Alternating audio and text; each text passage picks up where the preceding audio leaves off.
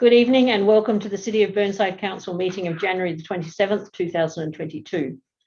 As the public health emergency continues and in the interest of the health and safety of all staff, council members and community members who attend council meetings, the Chief Executive Officer made the decision to conduct this meeting online.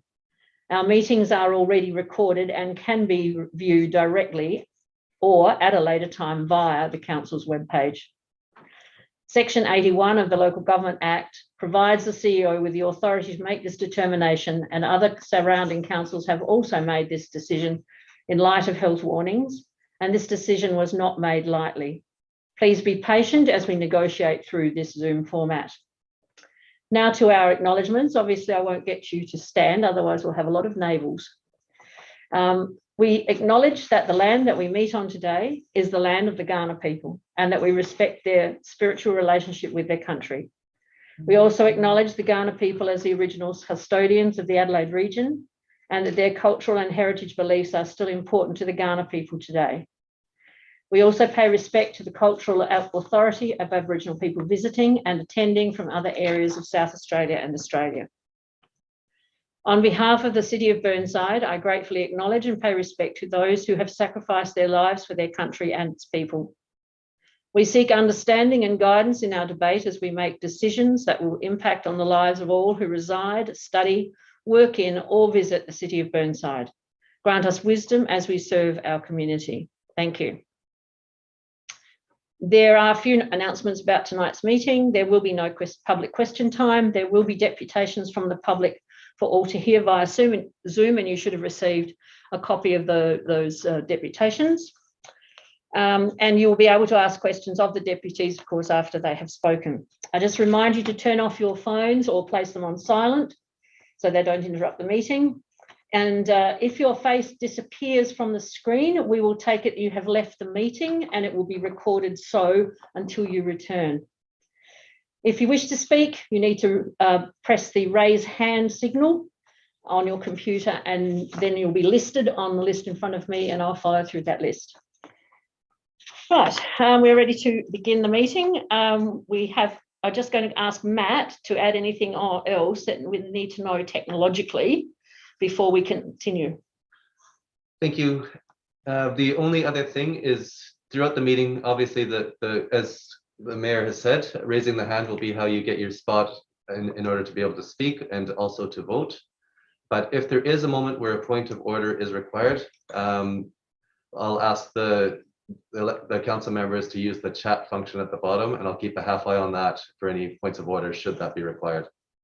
Other than that, back over to you. All right.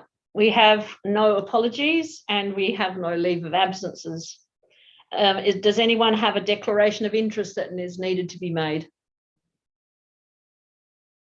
I'll take that as a no. All right. Confirmation of minutes. We need to move these separately. So the first one is of the ordinary meeting of the 14th of December. I seek a mover. Thank you, Councillor Turnbull. Seconded by Councillor Carbone. All those in favour? This is where we will just wait until we've got all hands up. Against? Carried. Second motion relates to the special council meeting on the 21st of December to be taken as read and confirmed. I seek a mover, Councillor Davis, and seconded by Councillor Henschke. All those in favour? Please raise your hands. Those against? Carried. Right, we now move to deputations, and there are 6, as you are aware of, and the first one is from Ms. Bronte Nixon, and Bronte is with us. So yep. Bronte, you know the format of 5 minutes with a warning bell at 4 minutes. And then to stay there and in case there are people who wish to ask questions. Okay, thank you. All yours. Thank you, Madam Mayor and councillors. My name is Bronte Nixon. I'm a resident of Burnside. I'd firstly like to convey a quick message from Rochelle Martin from Skate the East, who is currently in Tasmania. Rochelle is incredibly disappointed with the rescission motion. She believes that residents' arguments against the wheel park in Kensington Gardens Reserve are not based on fact, as neither a feasibility assessment nor concept design have ever been developed. They are therefore basing their concerns and assumptions on misinformation and worst-case scenarios. Rochelle strongly believes, as do many members of the community, that there is room in the reserve for everyone. I'd now like to present my own deputation as a resident, a parent, and as a certified environmental planning specialist of 25 years experience. Multiple sites have been assessed for a wheel park over the years, with one site consistently stacking up more than any other, Kensington Gardens Reserve. It's the largest reserve in the council area.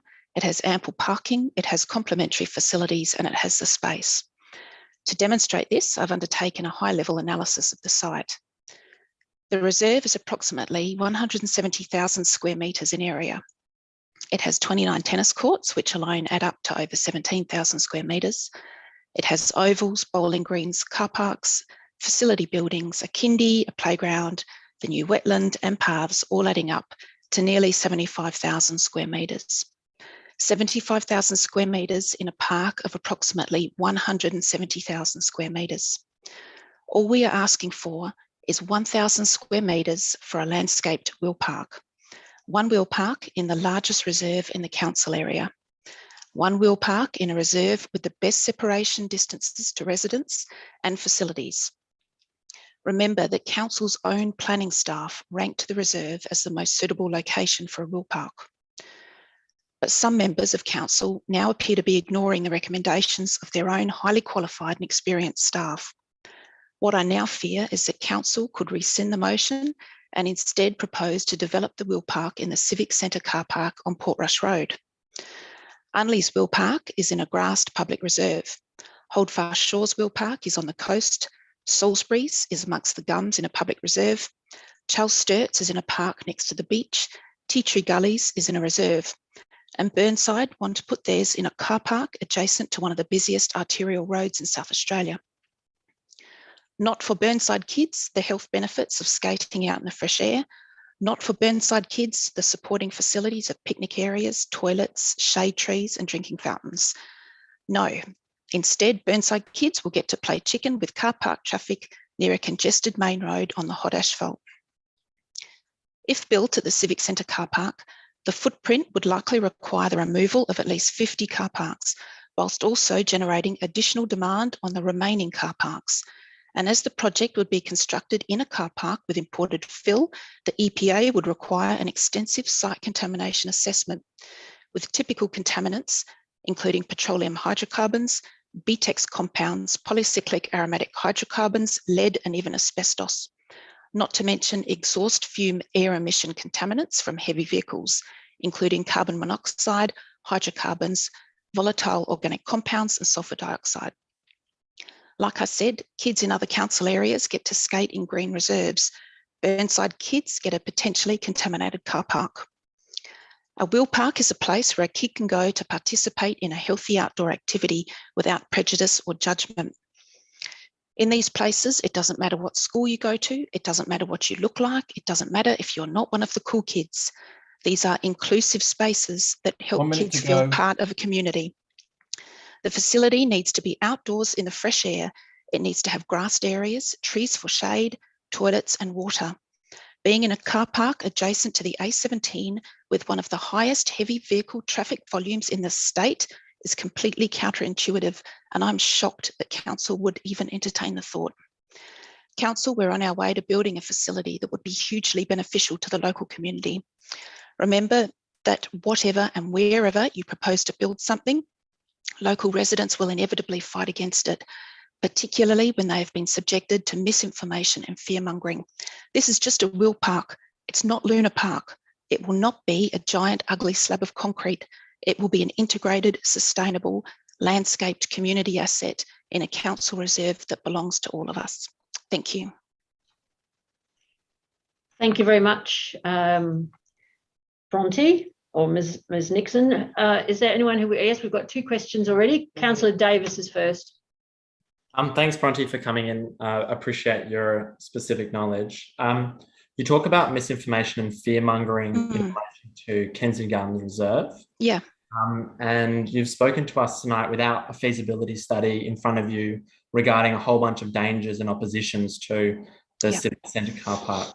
Yep. How could you possibly know any of these things when we haven't done a feasibility study in the Civic Centre car park?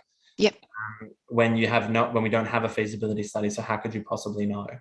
Okay, so in my professional life, I'm the technical executive of environment and planning for one of the major infrastructure engineering consultancies in South Australia, one of the biggest ones in the world.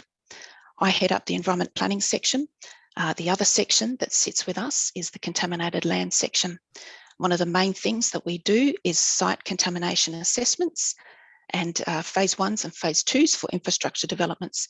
One thing that we do know when we look at site histories and pre-feasibility site contamination assessments is that car parks, particularly if they're over 20 years old, generally use imported fill, and that imported fill often includes asbestos.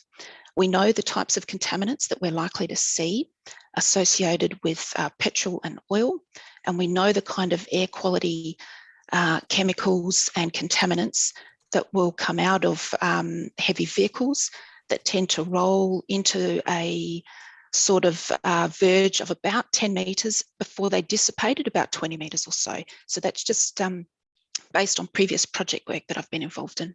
So you're right, we don't have a feasibility and we don't have a concept design, but that's just based on some of my own knowledge. Councillor Davey.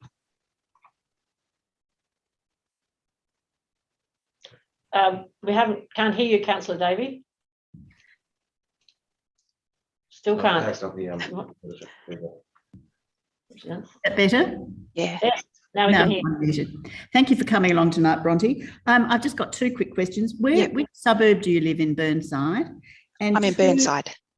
Do you think there would be any less contamination from internal combustion, particulates and those sort of things on the parade at Kensington Gardens or Norwood or in that area?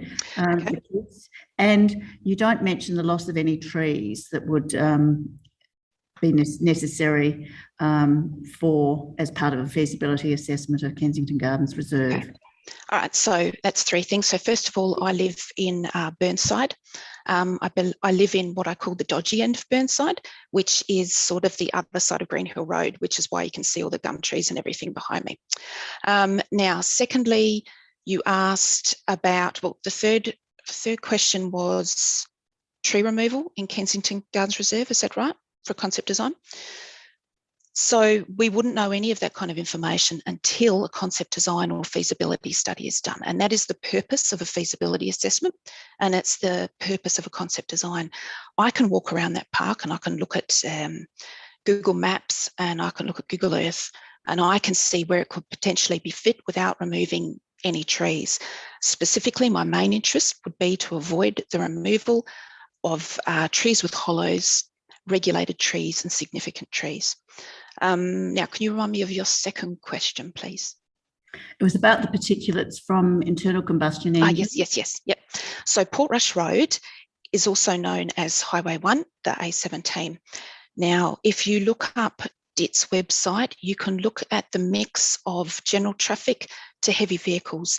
Now, we know that when it comes to heavy vehicles, Portrush Road carries more heavy vehicles than almost all other roads in South Australia, except for potentially South Road. Now, it is a gazetted heavy vehicle route, which means that it has heavy vehicles, your B doubles, all of that sort of thing. So we know that the air pollution impacts are worse for those vehicles than for other vehicles, depending on the traffic fleet and the age of the traffic fleet. Now, you do not get those heavy vehicles and you don't get the concentration or as many heavy vehicles along either the parade or Kensington Road, even McGill Road, you don't get as many, Glenburn Road. Portrush Road is a gazetted route. Davis, do you have another question? Yeah, thank you. So, I mean, Bronte, I don't really understand what you're talking about, and we don't have a report in front of us actually considering information. Yep. So it seems pretty clear to me that, and this is, I guess, your point, is that all of this information will come out in a feasibility study. Yes, that's right. The feasibility study in the Civic Centre, all of this Yep. information will become clear to us and we'll have it, correct? Yep. Right. If you want to go down that path. Thanks. Thank you. Councillor Henschke, you're next.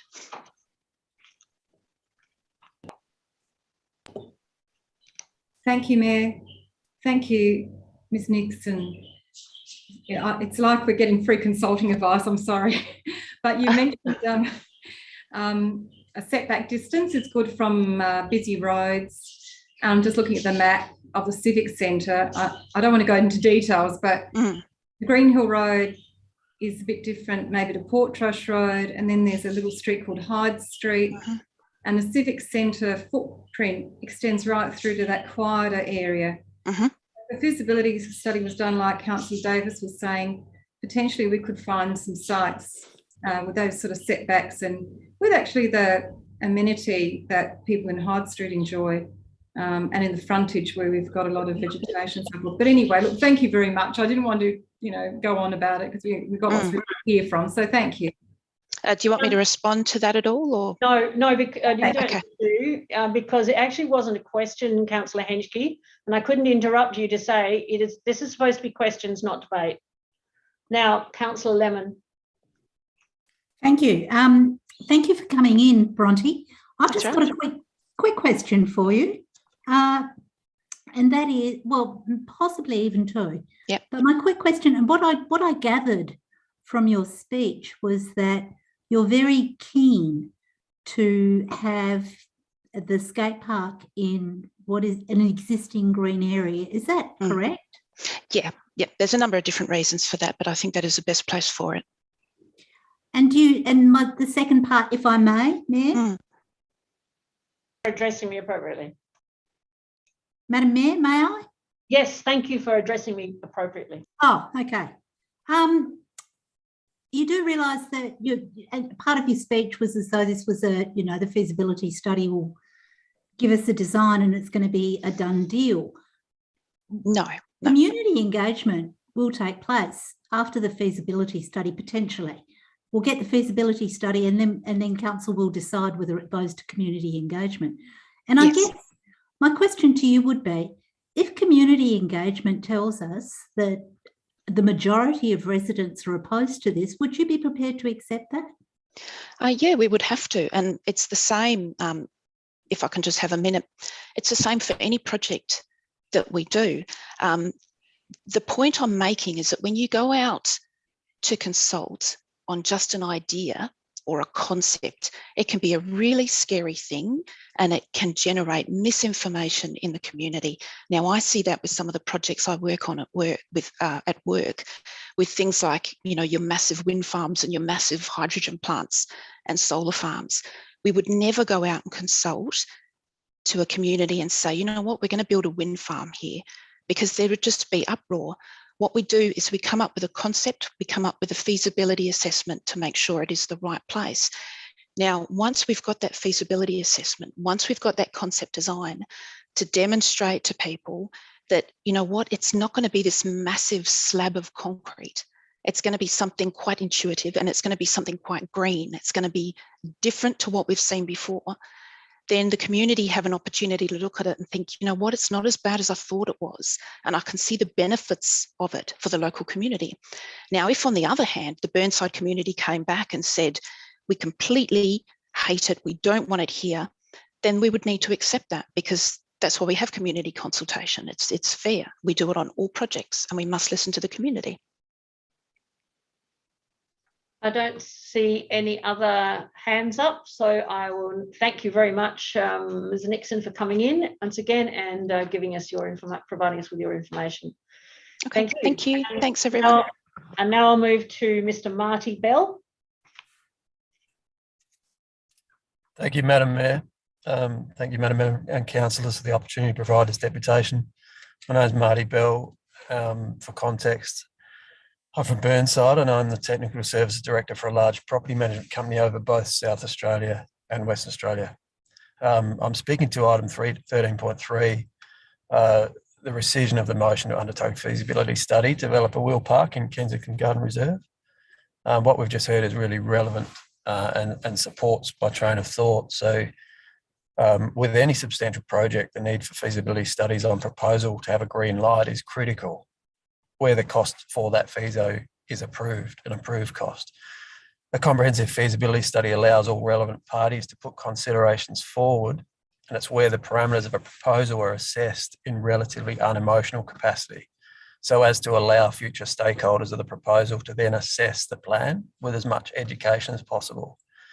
So I've attended many of these hearings on this subject from a parental point of view, really, because we've got two young children that really enjoy their wheel sports. And to date, I wanted to suggest that the opposing points to a wheel facility that we've heard should ideally come after a feasibility study, to Bronte's point before. So when a feasibility study is completed, we can then go into the discussions, I think, that we've been having in the past. I feel that what we're potentially experiencing now from an opposing side of this proposal is more of a fight for the win rather than a constructive path towards a considered choice one way or the other. Obviously, I'm in support of the facility, and I truly believe that the considered approach of the work done to date around gathering statistics on wheel facilities from experts in that wheel facility industry, along with the expert input from civil planning and public development perspectives that we've heard in recent deputations from Bronte and Lindsay not too long ago, and again just 5 minutes ago. These inputs shine an incredibly bright light, I think, on the opposition to the idea of a feasibility study. So from what I've listened to so far, my impression is that for the reasons opposing this facility studies are potentially heavily based around assumption, fear, generational differences, territorial aspects, while the reasons behind supporting the feasibility study come from a perspective of gathering data from real world experience, industry experts, usage data, and user desire. The evidence presented to date clearly supports a feasibility study. The correct approach is to undertake that study and then consider these type of concerns in a constructive manner that we've been considering in the past few months, based on subject matter expert inputs.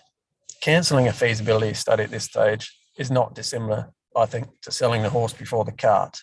Blind argument against a position based on fear of the unknown or assumption is not a diverse, inclusive, or fair process.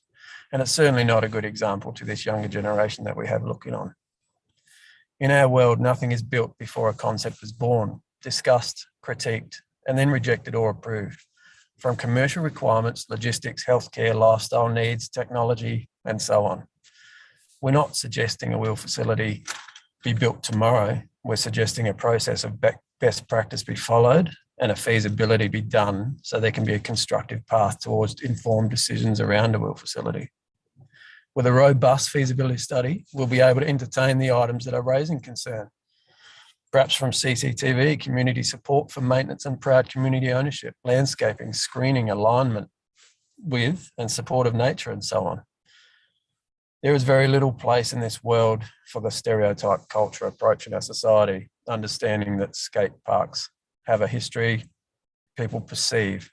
We're showing that we can be inclusive, immersive in change, diverse and progressive. And I hope we can be a part of that movement and adopt the concerns that exist, but adopt them through an intelligent process of utilising the expert resources we have available. In an unusual way, this process has been enlightening for our little family, because we'd go to various skate parks and pump traps with Brodie and Chloe, simply to skate and ride. But since we've been a small part of this decade plus effort, we've been able to be at skate parks and pump tracks from Adelaide through the Barossa, all the way to Port Lincoln, Tumby Bay and Elliston. And they're everywhere. And we're not there only to really appreciate the look of joy on our kids' faces, but we witness friendships being made, unsolicited mentorships from advanced kids teaching beginners, and our little future leaders independently finding their limits and pushing against those limits. We've heard so much about football, baseball, tennis, etc. And we can say that when we watch many sports, we see tribunal need, fights, broken rackets, thrown brats, disrespectful umpire disputes. But in the 7 years we've been frequenting wheel facilities, I've not witnessed one fight, police visits, extremely little disrespect between users, and no violent parental emotions. So I suggest we do our best to pop our perceptions and preconceived assumptions aside and really visit the subject for what it is, an opportunity to actually be inclusive and supportive of our younger generation. Thank you all. That's it. Thank you very much, Mr. Bell. I don't see any hands up. Is there anyone who wishes to ask a question of Mr. Bell? If not, I will thank him on your behalf. Thank you very much, Mr. Bell, for coming in and giving your deputation this evening. Thank you. Now, our next deputation is from Mr. Wallace Long. So thank you, Madam Mayor. Over to you, Mr. Wallace. Mr. Long, sorry. Thank you, Madam Mayor and councillors, for the opportunity to speak.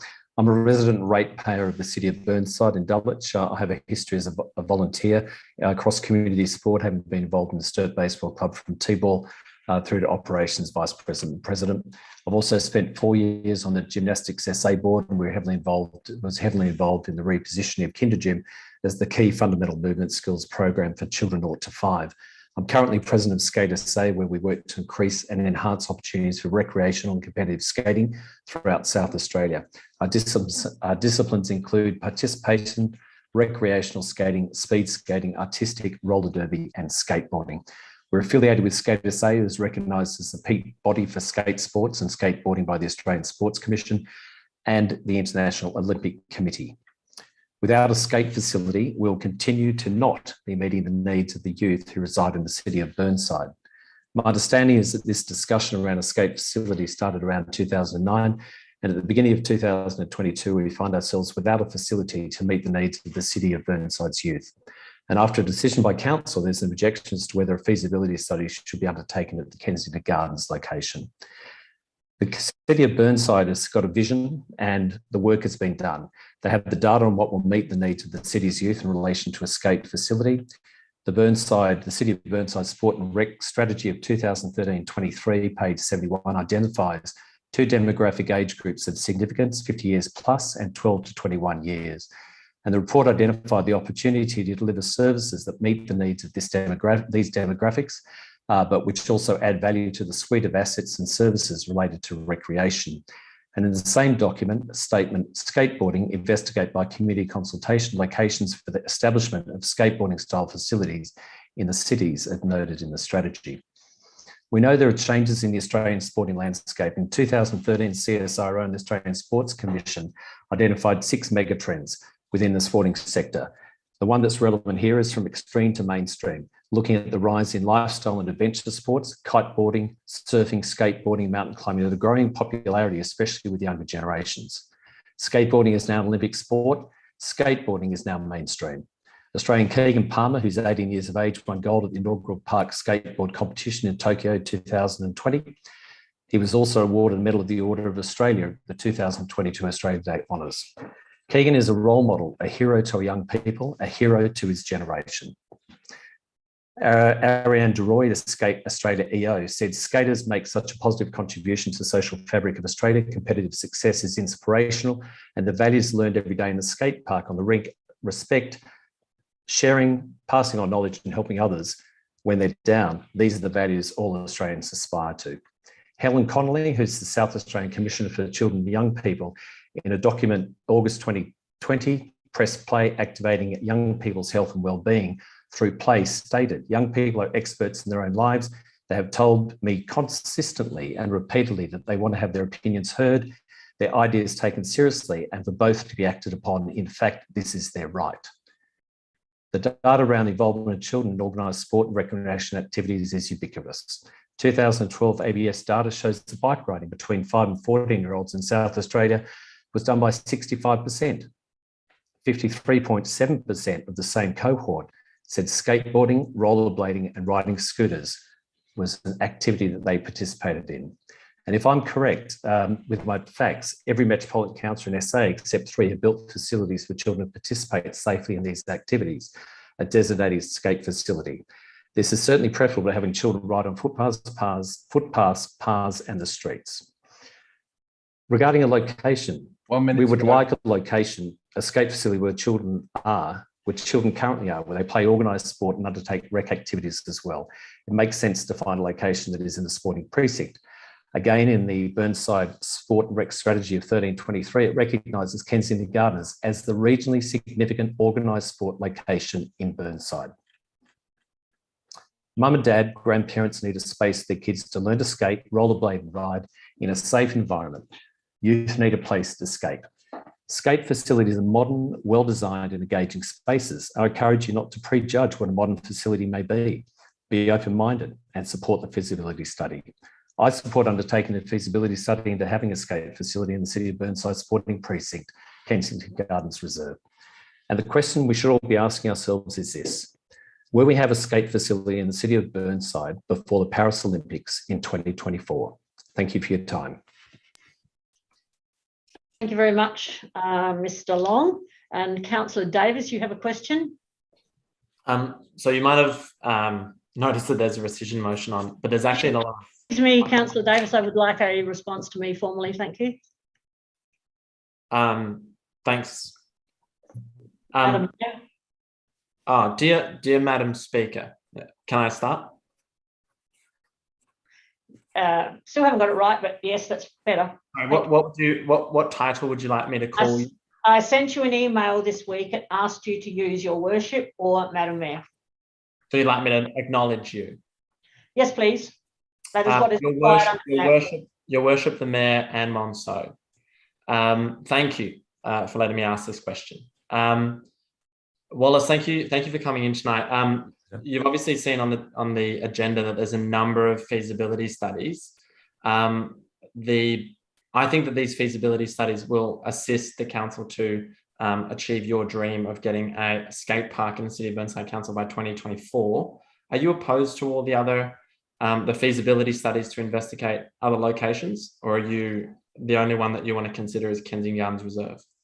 So in all the reading that I've done, it appears that the Kensington position is the one of choice. It is, as previously stated by one of the other deputies to date, as the largest facility in regards to, I firmly believe that it should be in an area where children already congregate in a green space. And that's where I would recommend that we actually look. And I think also the recommendations, if I read through the documents and account them properly or correctly, is that that's what's been advised or recommended over a period of time. Right, thank you. Councillor Henschke, you have a question. Question, remember.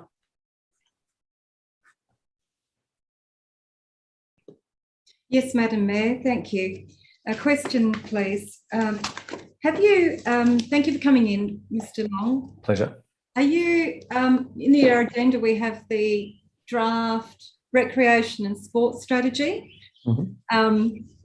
And did you know that are you aware of the strategy is my question, my first question. Yeah, I can't actually see that document. Looks like the one, is that the one with the young boys sitting down under the tree? No, this is the one with the pool. Anyway, just at the bottom here, my next question is, if I may, Madam Mayor, ask, would a indoor skate park, roller skating facility be a strategic alternative? Because we want to set a strategy for facilities that protect open spaces tonight as well. Thank you. So thank you for the question. In most areas, you'll find that there are indoor facilities and outdoor facilities to assist people to skate. When I was skating recently, I rang up Burnside Council and found there was nowhere indoors to actually skate at all. So obviously, most councils will have the two of them. Thank you, Mr. Long. I'm just checking out. Councillor Lemon, you have a question. Thank you, Mayor. Thank you, Mr. Long, for coming in. I'm interested in your answer to this question, and it's the same as the one I made earlier.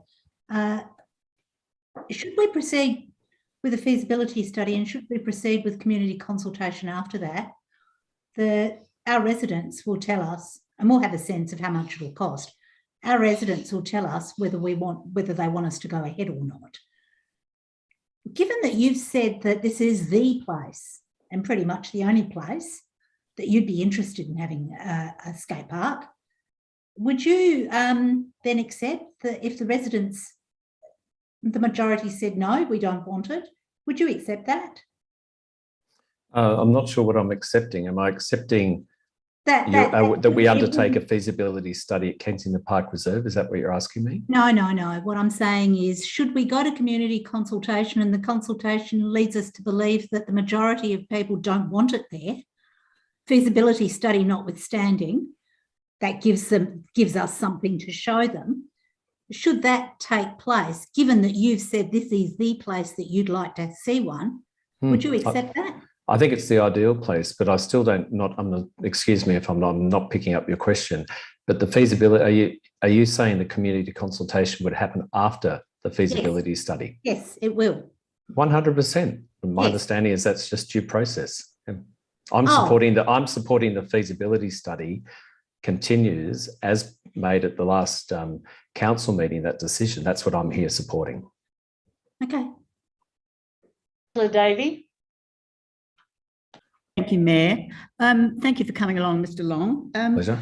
I just have a quick question. I didn't hear your introduction. Are you a Burnside resident? I am, yeah. I live in Dulwich. I'm a resident and a ratepayer. Okay, thank you. Further questions? Thank you very much, Mr. Long, for coming along and doing your deputation tonight. Appreciate it. Thank you, Madam Mayor. Thank you, councillors. All right, and we have now Ms. Kelly Rossi. So it's your turn to speak, Kelly. Madam Mayor, and Council Administration. My name is Kelly Rossi and I reside along West Terrace, Kensington Gardens. I have a family of 5, which includes my husband, our adult daughter and our 2 teenage sons. For additional context, I'm in my 40s. I grew up in the era of skateboarding in the 90s, and my opinions on this matter are not one of an elderly resident who drives around in their Bentley. It's an educated yet factual opinion of a woman, wife and mother. A mother of 2 boys who take their wheeled sports very seriously, one recently being crowned last year South Australian State Enduro Moto Champion. As local residents, we have been very distressed to hear of a feasibility study granted for the skate park proposal within Kensington Gardens Reserve, merely 25 metres away from some of us residents. We believe that community and resident engagement and consultation should occur prior to a feasibility study and not just for a singular location. I am pleading that we work together to rule out Kensington Gardens Reserve as a possible location for a skate park. There are 88 homes that immediately surround Kensington Gardens Reserve, 25 on west, 12 on south, 42 on east, 9 on the parade, including the Estia Health Kensington Gardens nursing home. All except one resident signed a petition opposing a skate park in Kensington Gardens Reserve. Many, in addition, have provided their views in writing, stating their opposition to such. This reflects strong community opposition. But to reiterate, we are not opposed to a skate park. We are passionately opposed to the location of this skate park being in Kensington Gardens Reserve.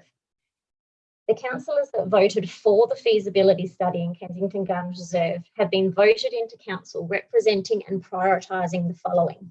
Councillor Cornish, I will continue to advocate for the amenity of our reserves and gardens. Councillor Carbone, I love our trees, parks and streetscapes. Councillor Hughes, as a family, we enjoy the local parks, walking trails and community spaces. I will be driven by the priorities of ensuring that the area maintains its heritage and environmental value.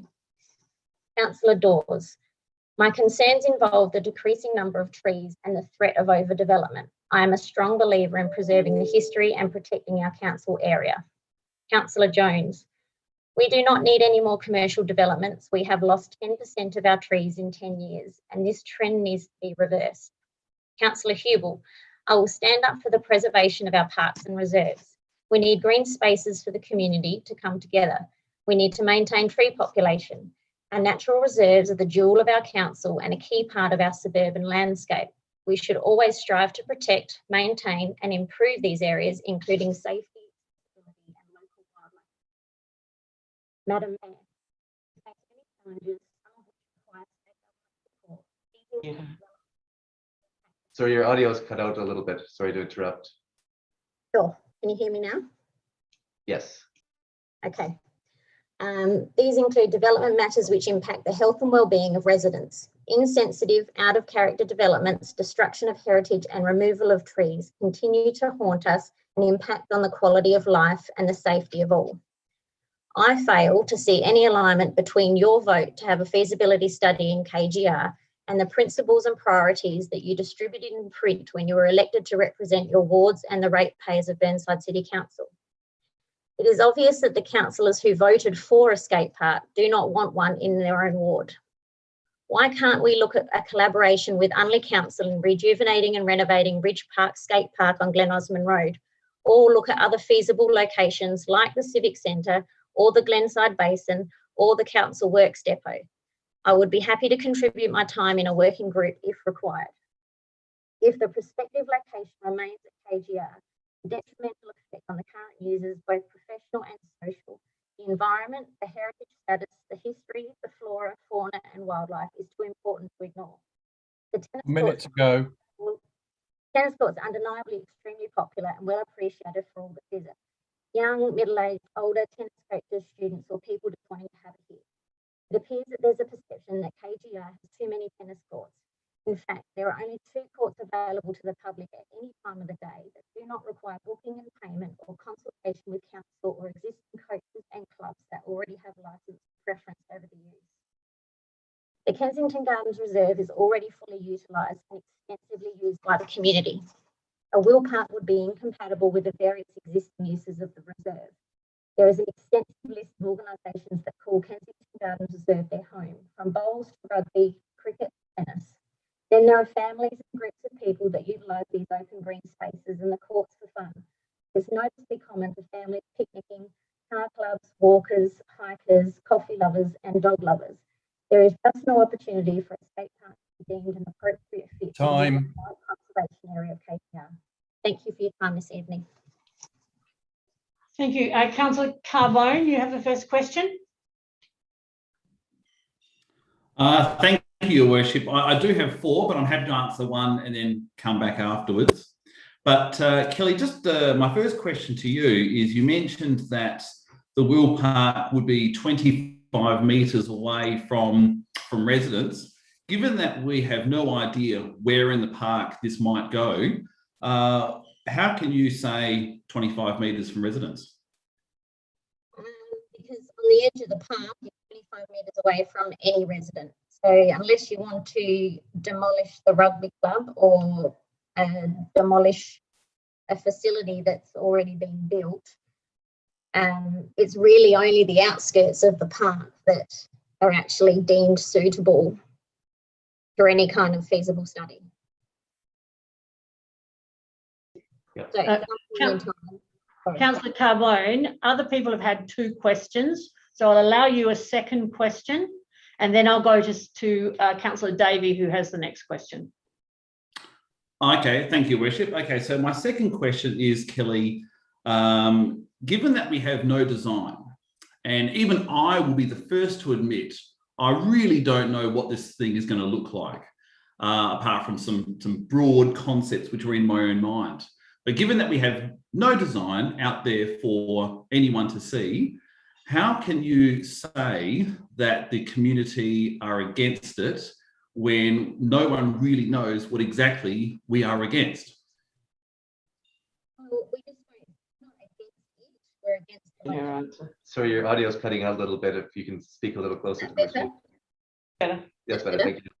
Yeah, we're not against it, we're against the location. So it doesn't seem like it's going to fit in with the existing users and the existing space of that reserve.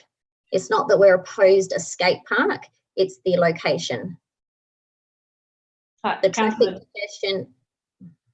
Sorry. Councillor Davey.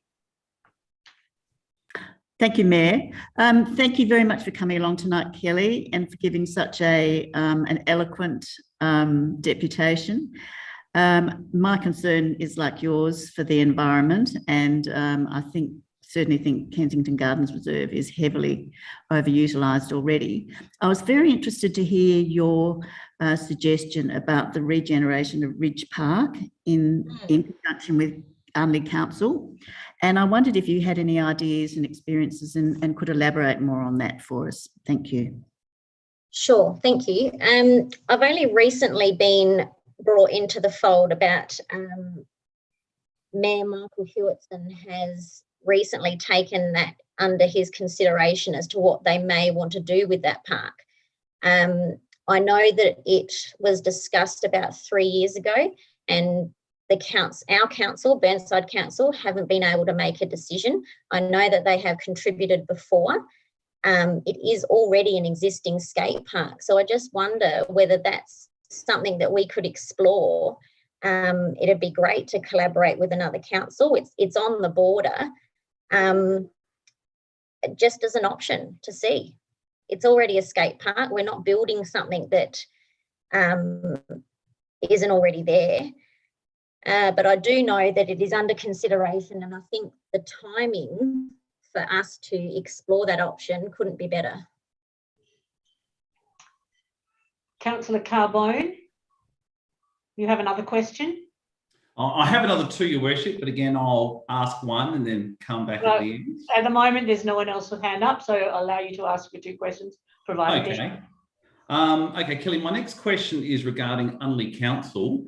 Now, in recent months, we have been speaking to Unley Council, and they have said quite clearly they are not interested in a partnership with Burnside to redevelop Ridge Park. Now, given that they've said no, how many more times do you think we should go back and ask the same question? Well, I'm not aware that they have expressed that opinion. I have been told that the Mayor is very interested in talking about it. So do you have that in writing?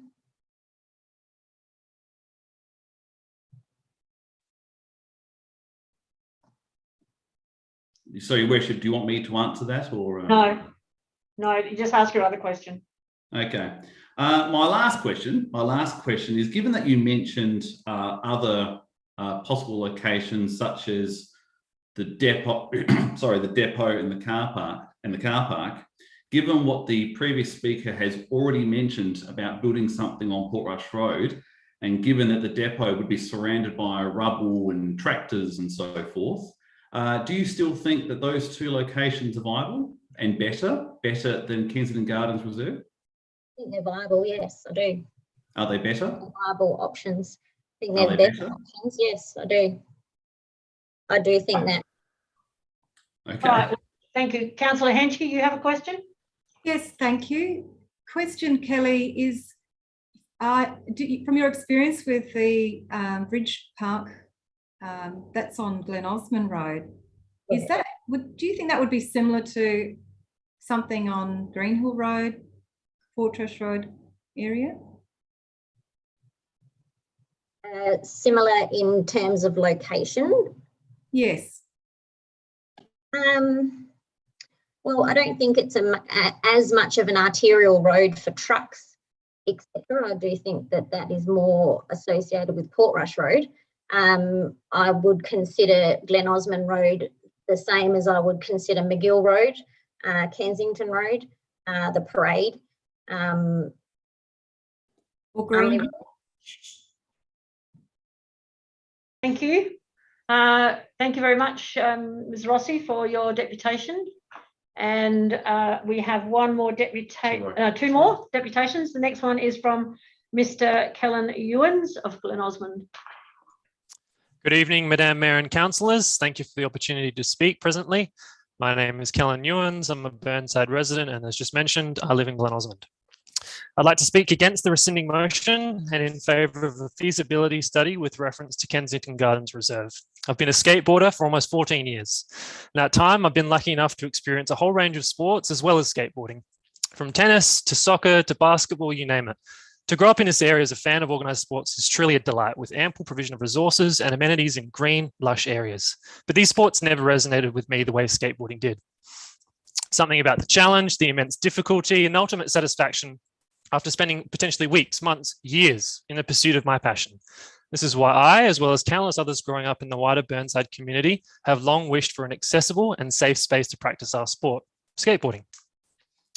Putting to one side the many positive social and cultural benefits of skate parks when it comes to the development of youth communities, one of the most important contributions of a legal skate park is that it enables kids to learn skating in a skate facility, or anything else for that matter, scootering in a skate wheel park facility, rather than being in and around local streets. I should know that that's the reality, as I was frequently told off by my parents for doing simply that. But without a local park, I had nowhere else to go.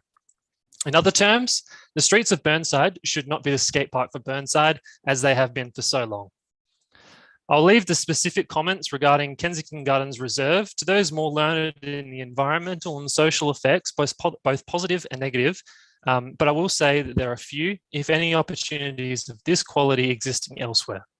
While I appreciate the motion to the opposition to this motion, green spaces for kids to be physical, active, and healthy in a manner that caters to not only those with a racket or a ball are precious and rare. In conclusion, it's essential that a feasibility study is carried out to provide once and for all definitive answers to the quite reasonable questions which surround a project of this sort of scale. Thank you for your time this evening. Thank you, Mr. Ewens. Do I have anyone wishing to ask a question of Mr. Ewens? Councillor Davey? Thank you, Mayor. Thank you for coming along, Kellen. I'm just a bit confused about being of the older generation between wheel parks and skateboarding and wheelboarding.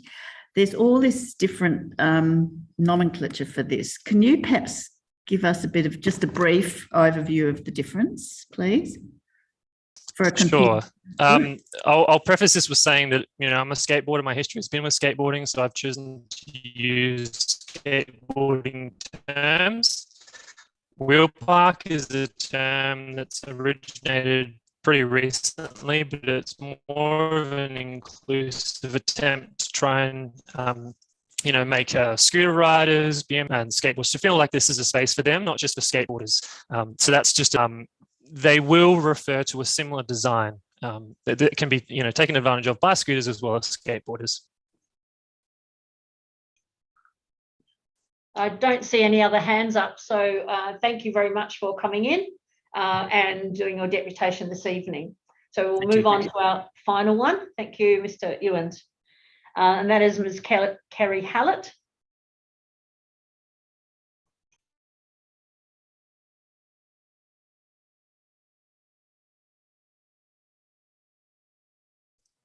Madam Mayor, Kerry, if you can hear me, you just need to unmute yourself.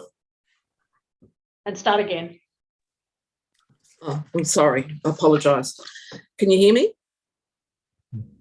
Just say, can you start again, because we didn't hear any of it. We'll re-time it from when you start again. Okay.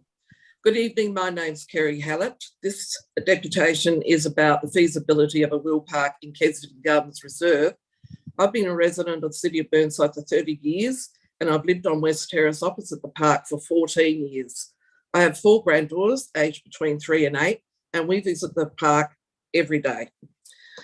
Just to give you a bit of background, I worked in social planning and management in the local government sector for 15 years. For 5 of those years, I managed community services at the City of Mitcham. And of particular relevance is that I also manage wheel parks in that role. I worked as a social planning, after leaving local government, I worked as a social planning consultant, undertaking social impact assessments and designing community engagement strategies for major South Australian and interstate projects. Kensington Gardens Reserve is not a suitable location for the City of Burnside Wheel Park because of its proximity to residences, conflict with existing users and design implications. Proximity to residences. Unless the wheel park is located on one of the existing ovals, it will be near residential dwellings. Minimal traffic noise on west, east and south terraces will not camouflage noise from a wheel park. Similarly, traffic noise on the parade is only relatively high during morning and peak periods. Consequently, wheel park noise will impact adjacent residential dwellings on the parade. Location and appropriate design are the key to getting it right. Wheel parks need to be located away from residences to avoid negative impacts such as noise and light intrusion. Given wheel parks can have lots of users for long periods, including into the night, noise pollution can significantly impact the health and well-being of adjacent residents. Noise and light intrusion will range from functional use and youth exuberance to loud music from car radios and other music players and light spill from informal lighting via car lights. Other common adjacent resident complaints include driveway obstruction, swearing, fighting, smoking, spitting, rubbish drift, informal gatherings and parties at night, burnouts, etc. Regardless of how well a wheel park is designed, the potential remains for an increase in antisocial behaviour including vandalism, graffiti, alcohol consumption, and other drug taking, as well as nighttime parties and gatherings. And I'm basing this on my experience of managing wheel parks. The centrally located public toilets within Kensington Garden Reserve would be an inconvenient distance from a wheel park located adjacent to any of the park's boundaries. Public urination is a predictable result and a common complaint, especially in regard to male wheel park users. Conflict with existing users. The purpose and nature of the Kensington Garden Reserve and its original donation is not compatible with a wheel park, or I might add, Council's current open space policy. Kensington Gardens Reserve has multiple user groups, extensive existing infrastructure, and a range of sporting facilities. Its remaining open space areas are highly valued by the local community. The population profile of the local community reflects the need to retain the remaining unstructured open space areas of the park for passive recreation. Kensington Gardens Reserve is a green and cooling respite in a medium density urban environment, which is especially important in a time of higher temperatures associated with climate change and decreasing tree canopies. Adding more hard surface areas and increased users will impact and displace the remaining flora and fauna. There are multiple existing reserve users that will be negatively impacted by the wheel park. A number of other structures will be required to support a wheel park, such as increased car parking and other facilities that will further decrease passive recreation space. The design implications for achieving the least negative impacts on the reserve, adjacent residents, user groups, and the environment would be to target families with children up to 12 years. Family group users tend to discourage unruly behaviour. Flat or soft features and soft-wall surfaces are preferred by younger learners and users. That type of wheel park facility is, however, unlikely to be well received by older youths and reflects that a better location needs to be secured that will provide for a mix of age groups and wheel park features. Council administration have previously identified the key youth growth suburbs as being Beaumont, Glenside, Eastwood and Linden Park. Kensington Gardens Reserve is located in the area of older age group profile. I've got about, do I need to stop? No, yes, you need to stop. Sorry. You need to stop, Ms. Hallett, to be fair to everybody else. Right, thank you. A question, first one from Councillor Davis. Did you say that you'd managed? Thank you, Mayor. Yep. Oh, you're right. Thank you, Your Worship, and Monceau, the Mayor of Burnside.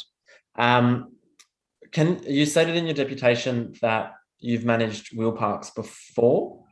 Can you tell us more about that and when and where you managed them? I managed them at the City of Mitcham, and there are two wheel parks in Mitcham, one on Avenue Road at Cumberland Park, and the other one is up at Blackwood on Shepherd's Hill Road.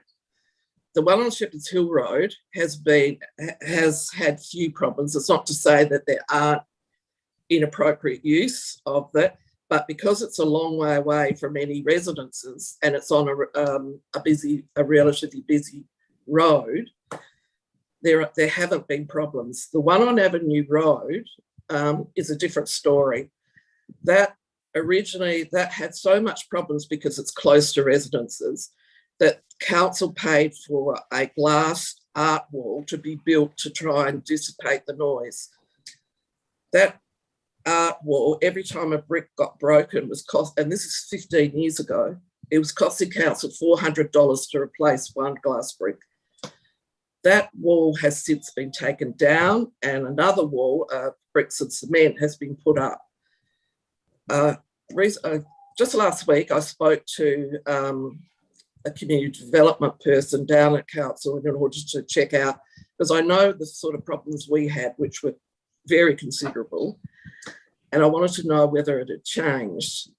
The simple answer is no, it hasn't, and council is still constantly resourcing the conflicts between residents and skateboarders. To the point that they've had to set up special youth reps, they've had special youth committees, And it's actually turned into now that they're having fights because they're youths who want to see it used correctly and youths who want to do some unpleasant things, and that those two groups have actually started to have physical fights.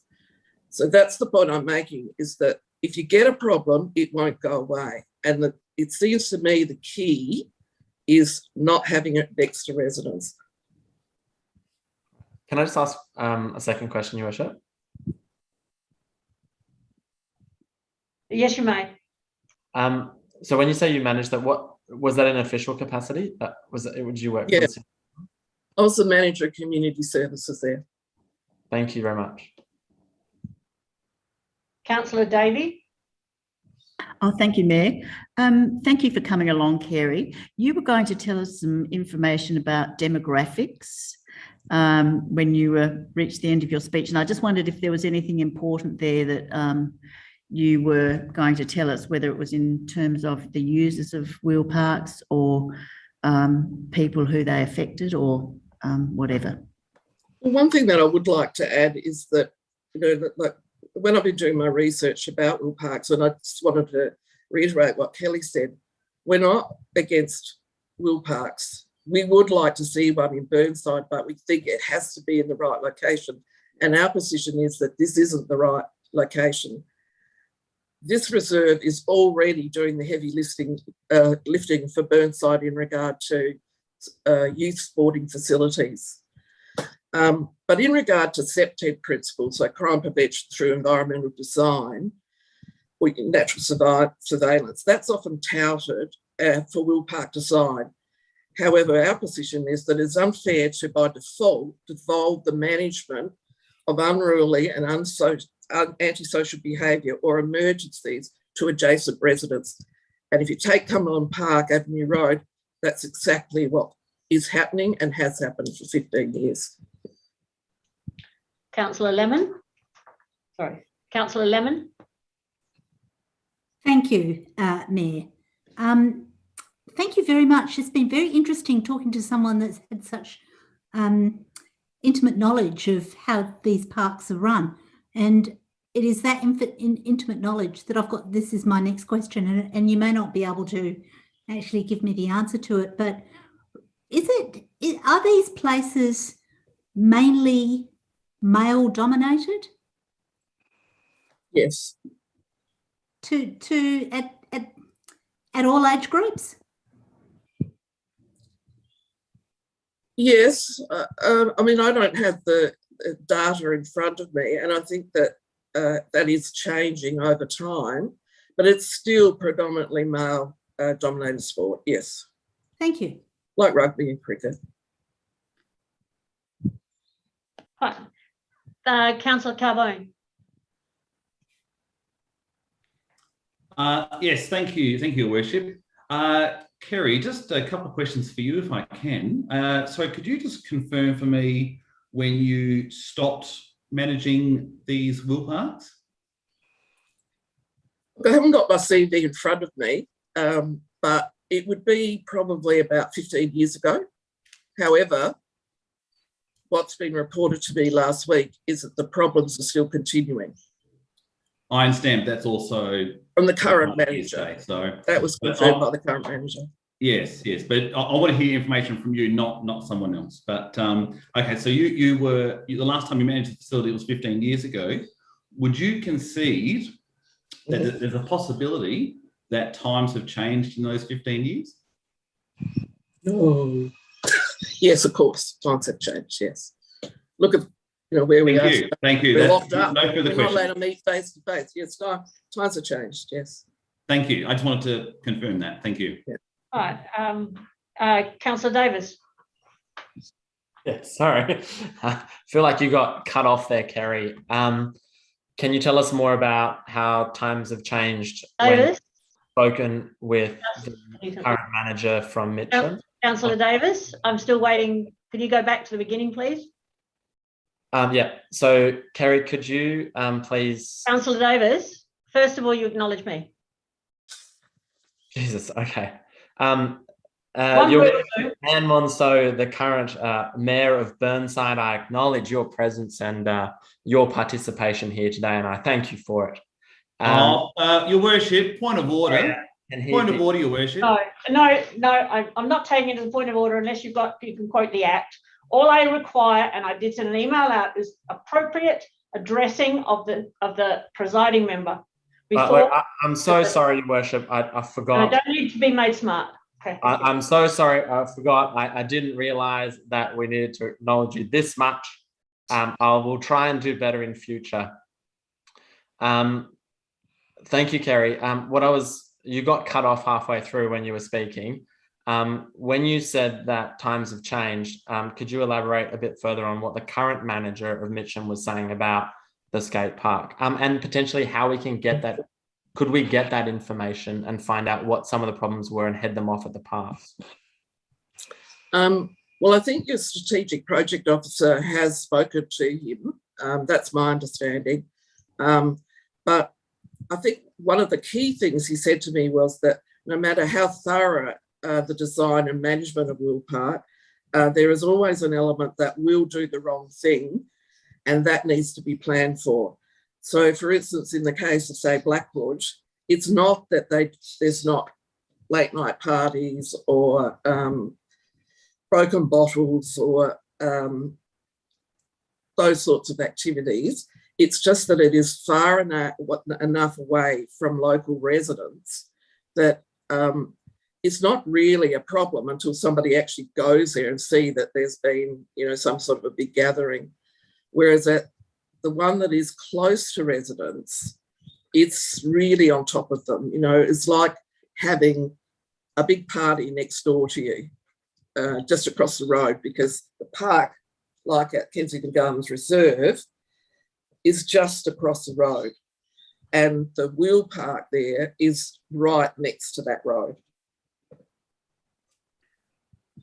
So what he was saying is, don't think that there won't be problems. It doesn't mean that there's going to be enormous problems. The situation with Avenue Road is that there were, and they're ongoing, and it's been very expensive for council because they have to keep putting in staff time. But he's saying you just, don't think that there won't be, but plan for those difficulties by not putting it near local residents. Councillor Lemon. Thank you, Mayor. Thank you so much, Kerry. Can you give me, and I understand this is anecdotal information, but you're the closest thing to an expert we've ever been able to actually question. So thank you very much for coming in. How often does this behaviour occur? It's not every night, surely. Well, when I was there, it practically was every night. It just caused enormous problems, and we were putting the youth development officers' time, and we used to have youth trainees, were having to put in a huge amount of time. We had to do a lot of community development work to work with the residents to try and come up with resolutions, which is why the glass art wall was designed. It was very frequent when I was there. I don't know what it's like now, but I know that in some respects, it's actually gotten some of the behaviour between the residents and the youth has gotten worse, to the point where they're actually having fights, physical fights. And if I may, Yes. follow-up question? Yes. Mayor? Yes, no. Is there any police involvement in these matters? Yes, there are. But what the residents complained about is they call the police and they don't come, which is why I said, you're devolving the responsibility to residents, to the point that one of the residents down there who had an Alsatian dog used to police the skate park. With the dog? Yeah. And that's what I'm talking about. You will get conflict, and council will have to resource how to resolve that conflict. Now, they haven't been able to come up with a resolution in 15 years And then really it's because it was just too close to residents, because kids come down, park their cars and turn the music up really loud. And you can imagine if you're on the other side of the street to that, it's very unpleasant. Further question, Councillor Carbone? Thank you, Worship. Last one, I promise. Kerry, just one more question, if I may. I've been talking to the Mayor of Mitcham about wheel parks and so forth, and she has never once mentioned any of the issues that you have stressed tonight. I just wanted to get your thoughts on that. Well, I'm wondering if you're calling me a liar. I was asking why the current Mayor has not mentioned any of these concerns, and I wanted to get your commentary on that. I don't know why she hasn't. I can only tell you what I found out last week from senior staff. All right, thank you. Don't see any other further questions up there, so thank you very much, Ms. Hallett, for your deputation this evening. Thank you. So that is the end of our deputations for this evening. And we will move now into the petitions. And there has been a petition. I need someone to move that we accept this petition. Councillor Davey, seconded by Councillor Davis. Your Worship, I just wanted to ask a question in associated with the petition. Is that allowed? I need to ask Martin. Double check. Mr. Cooper, just need to check with you. Is that appropriate for a question to be asked about the petition? It's just a very straightforward one. I just want. It doesn't matter. I just want to make sure we're doing it right. Thank you, Mayor. Yes, it is appropriate. That's fine. Fine. Thank you, Councillor Davey. Go ahead. Thank you, Mayor. I just wanted to know what the position is about redacting signatures, because this petition is one page of many. And last meeting or two ago, we had a large petition presented and there were a lot of addresses redacted.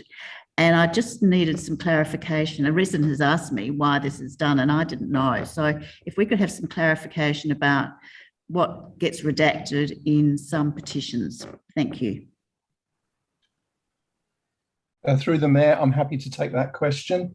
Thank you, Councillor Davey. The main reason for not redacting the details are because the petition, the page of the petition that's been signed, will have a disclaimer on the bottom that states that that document will be made public. In the past, where that hasn't been included, we have redacted the appropriate information.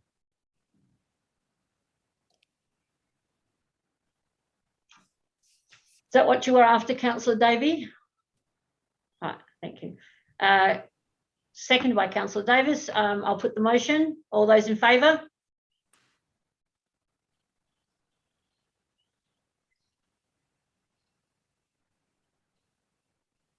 Those against? I think the last one came in at the last year. Okay. Okay, the motion is carried. Now, the next one is my intention to move through the report straight away, since there's no one in the gallery and they're all at home in their comfort of their lounges and their air conditioning. Your Worship, can I ask a question without notice? A question without notice? Yes. What is your question, Councillor Davis? That is when, of course, you ask me, address me properly. I think I did. It's through you to the administration. It's come up a number of times that Kensington Gardens has been objectively decided as the best location for a skate park in the City of Burnside Council. My understanding is that that's not the case, and I want the administration to clarify whether a statement that Kensington Gardens Reserve is objectively the best location has ever been determined. CEO? Thank you, Madam Mayor. Just to clarify, so 4 locations were identified as I guess meeting the majority of the criteria, and of the criteria that we assessed, KGR actually met the most of those criteria. So in essence, it was the highest one on the list. So that's maybe where some of that commentary has come from. All right, now we'll go through the reports, and everyone has had the opportunity to respond to many of these particular reports, and I would like to hope that we can move through them reasonably effectively and efficiently. And there is one, of course, that is left from a deputation from our last council meeting as well. So the first one is 11.1 that needs to be dealt with tonight. So Councillor Hughes, you'd like to move to withdraw that one? Thank you. The request to waive portion of an encumbrance. Does anyone to wish that needs to be dealt with? Councillor Davis, you wish to withdraw it? The Burnside Village, that's been removed. The draft connected community strategy, Councillor Lemon. The draft recreation and sports strategy, Councillor Henschke.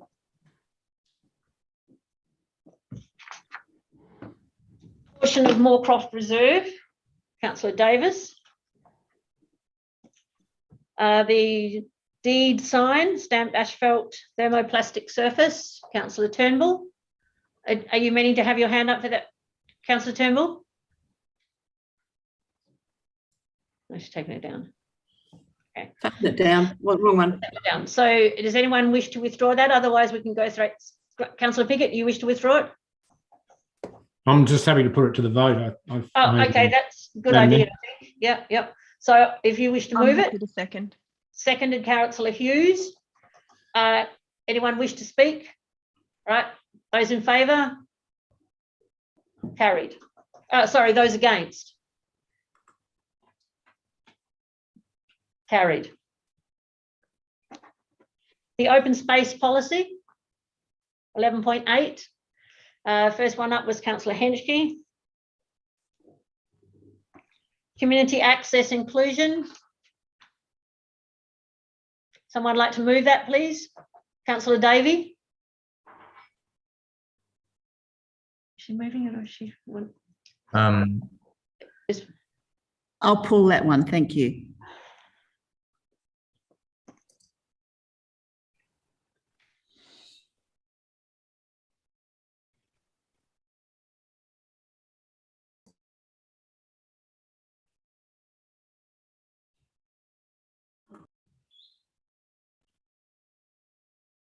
Up to.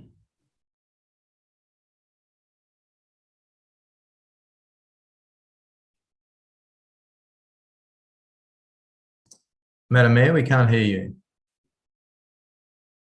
Remind you to remove your hand immediately you've finished debating or the voting, because otherwise we're not sure who is moving or who is wanting to respond to the motion. So now we'll start again with 11.10, the finance end of month report. Does anyone wish to withdraw it? If there is no one withdrawing, then please I seek a motion. Councillor Hughes, you're moving? Yeah, sorry, the hand goes up out of habit. Happy to move. That's okay. Moved and seconded, Councillor Piggott. All those in favour? Against? Carried.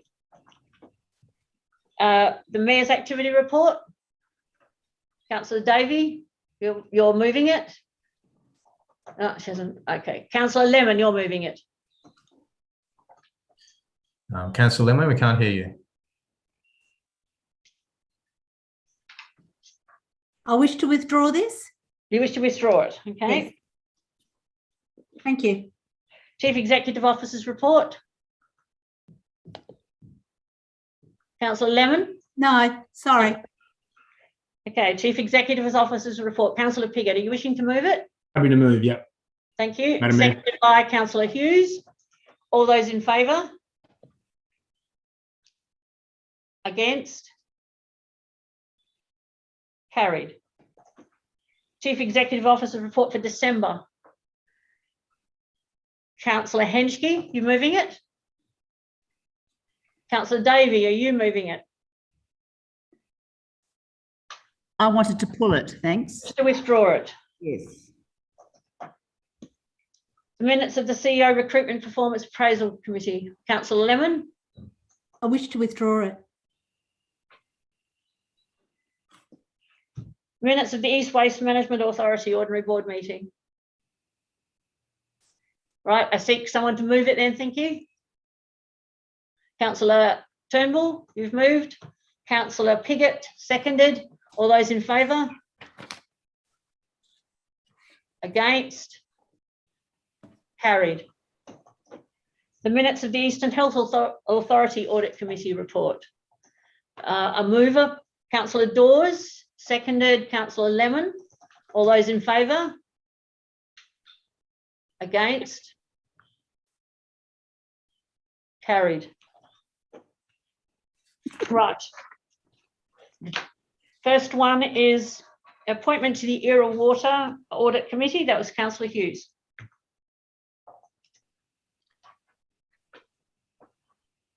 I was actually just going to, well, I guess, yeah, we should probably call who wants to run, but I would like to nominate Councillor Piggott.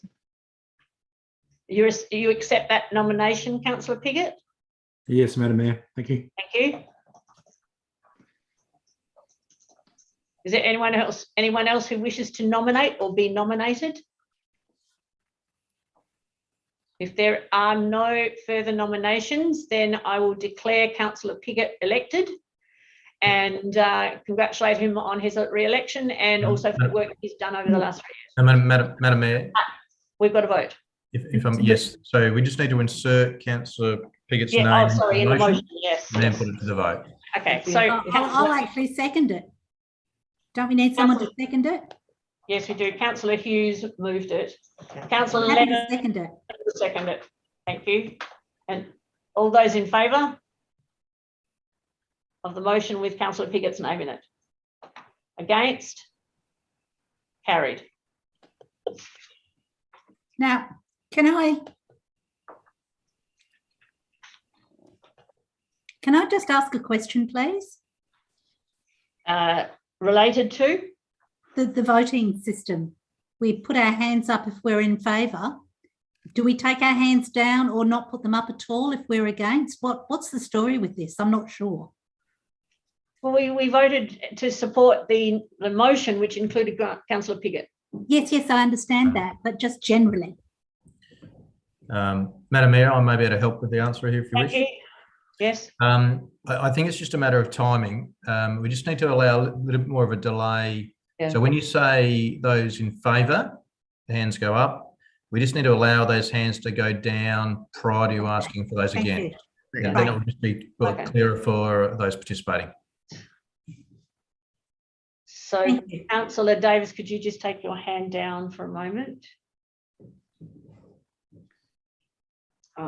Okay, so we're moving to 11.2.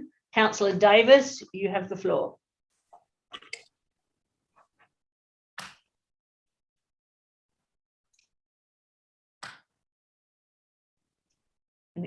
Councillor Davis, you have the floor.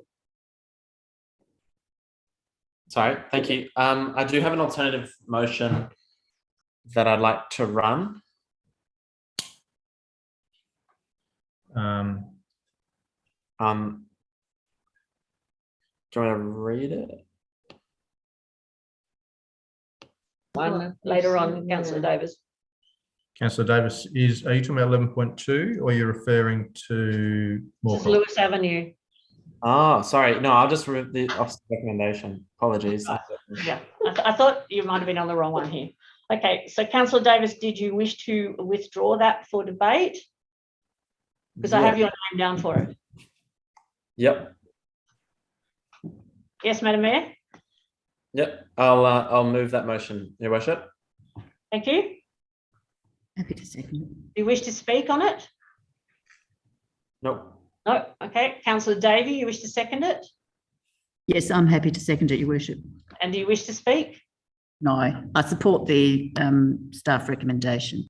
Right. Is there anyone else who wishes to speak? Councillor Davey, could you just take your hand down, please? Right. No one. Councillor Lemon, you wish to speak? Yes, I think it's too easy just to put this through. And I think that because there's a family involved, that there needs to be some discussion at least about why we're refusing the application for a removal of the encumbrance. And I've agonised about this because I do understand that the people involved are genuinely concerned about their family's well-being. But I feel that the trees in question aren't dangerous. The arborist's report has actually shown that they're not dangerous. What they are is very messy.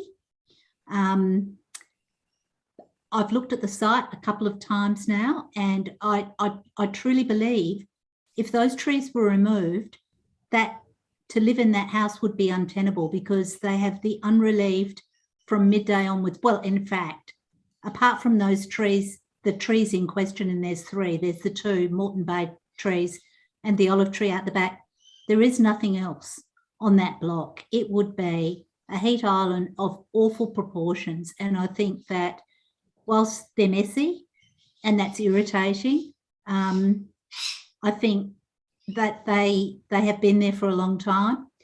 They create a cool space in that area for not just the house in question, but all the other houses. And given that we have got the final say on this, I think refusal is something that we ought to do for a number of reasons, not the least of which is environmental. So I felt it important that we need to talk about this, not just rush it through without speaking at all. Does anyone else wish to speak? Councillor Turnbull.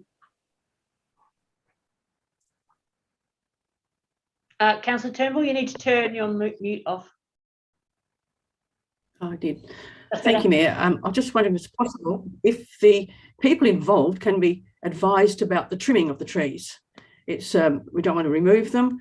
They don't want to keep them. A compromise would be to trim them so that they are acceptable to them, but not going to kill the trees. So can that happen? Can the council advise them over this? Thank you. It's a question for administration. Yeah, through Madam Mayor, certainly happy for my team to provide advice on the best, how best to look after and maintain those trees. Thank you. Can I just ask a subsequent question? Would they be entitled to perhaps being assisted through the Tree Assistance Fund? I'll just have to take some advice on that, Madam Mayor. I don't know if Michelle has that information to hand.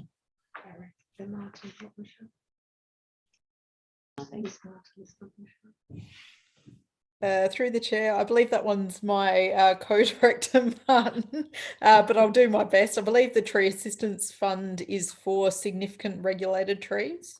So if those trees fell within that description, then they would be eligible for it. Is there anyone else who wishes to speak? Councillor Davis? Yeah, just to sum up.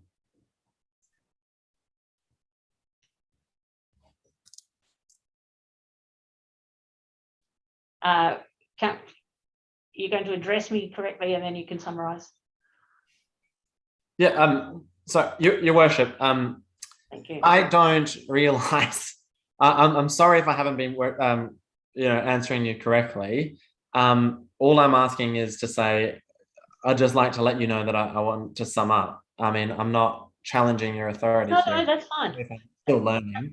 This is a directive only last week, so bear with me, and I'll get into the habit of it. So all I'm asking you said, do you want to speak? And I just want to sum up. And yes, that's fine. To you, I'm happy to do that now. Yes, that's fine. Okay. I think Councillor Lemon's quite right. I think the family does have a right to know, I suppose, where council sits on this particular issue. For me, I've read the arborist report in detail and particularly looked at the risk of harm and particularly looked at each of the different categories in which the arborist has identified that risk. And from that report, it seems that the tree is in good health, and that the risk of harm is tolerable. and it's in a 1 to 100,000 or 1 to 1 million risk of harm. And with proper care and pruning, that tree won't pose a risk to the family.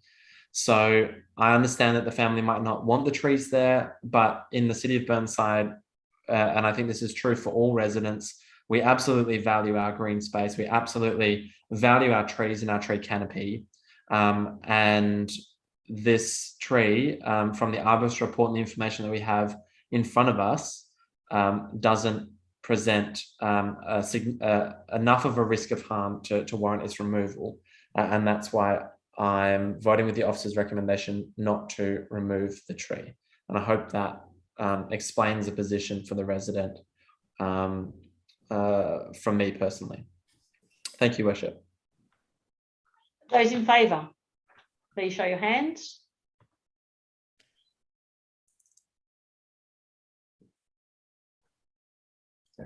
Right, then all they're done. Thank you. Take your hands down. Councillor Davey, take your hand down, please. Thank you. Those against? There wouldn't be anyone because I think that all 12 voted support. Right, the next one is Councillor Lemon, Draft Connected Communities Strategy.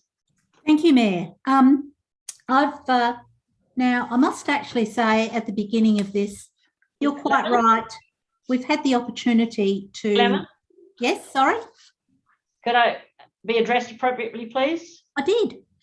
But once again, thank you, Madam Mayor. You mentioned earlier on that we've seen these quite often in various draft forms, and that's quite true. And I did apologise to the CEO today when I said to him, when I rang him about both these strategies and said, you know, I've read these several times, but these issues have only come up for me, and it must be that I must have to see them as agenda papers to really examine them closely. So my apologies to you all.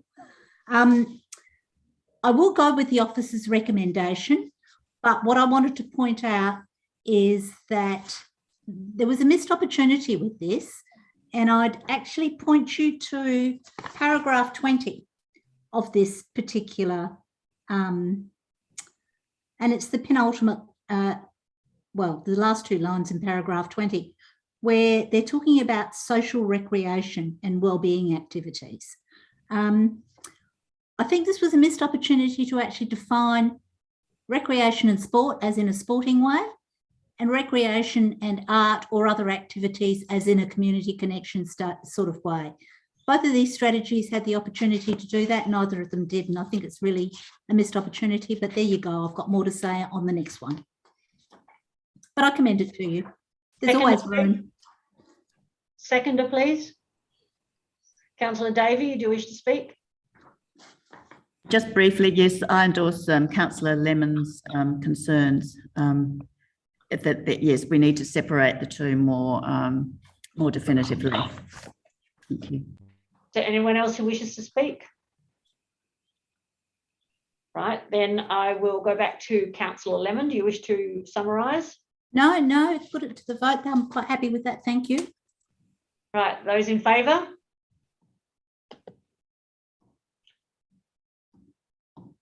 Those against? There won't be anyone because you all had your hands up. Thank you.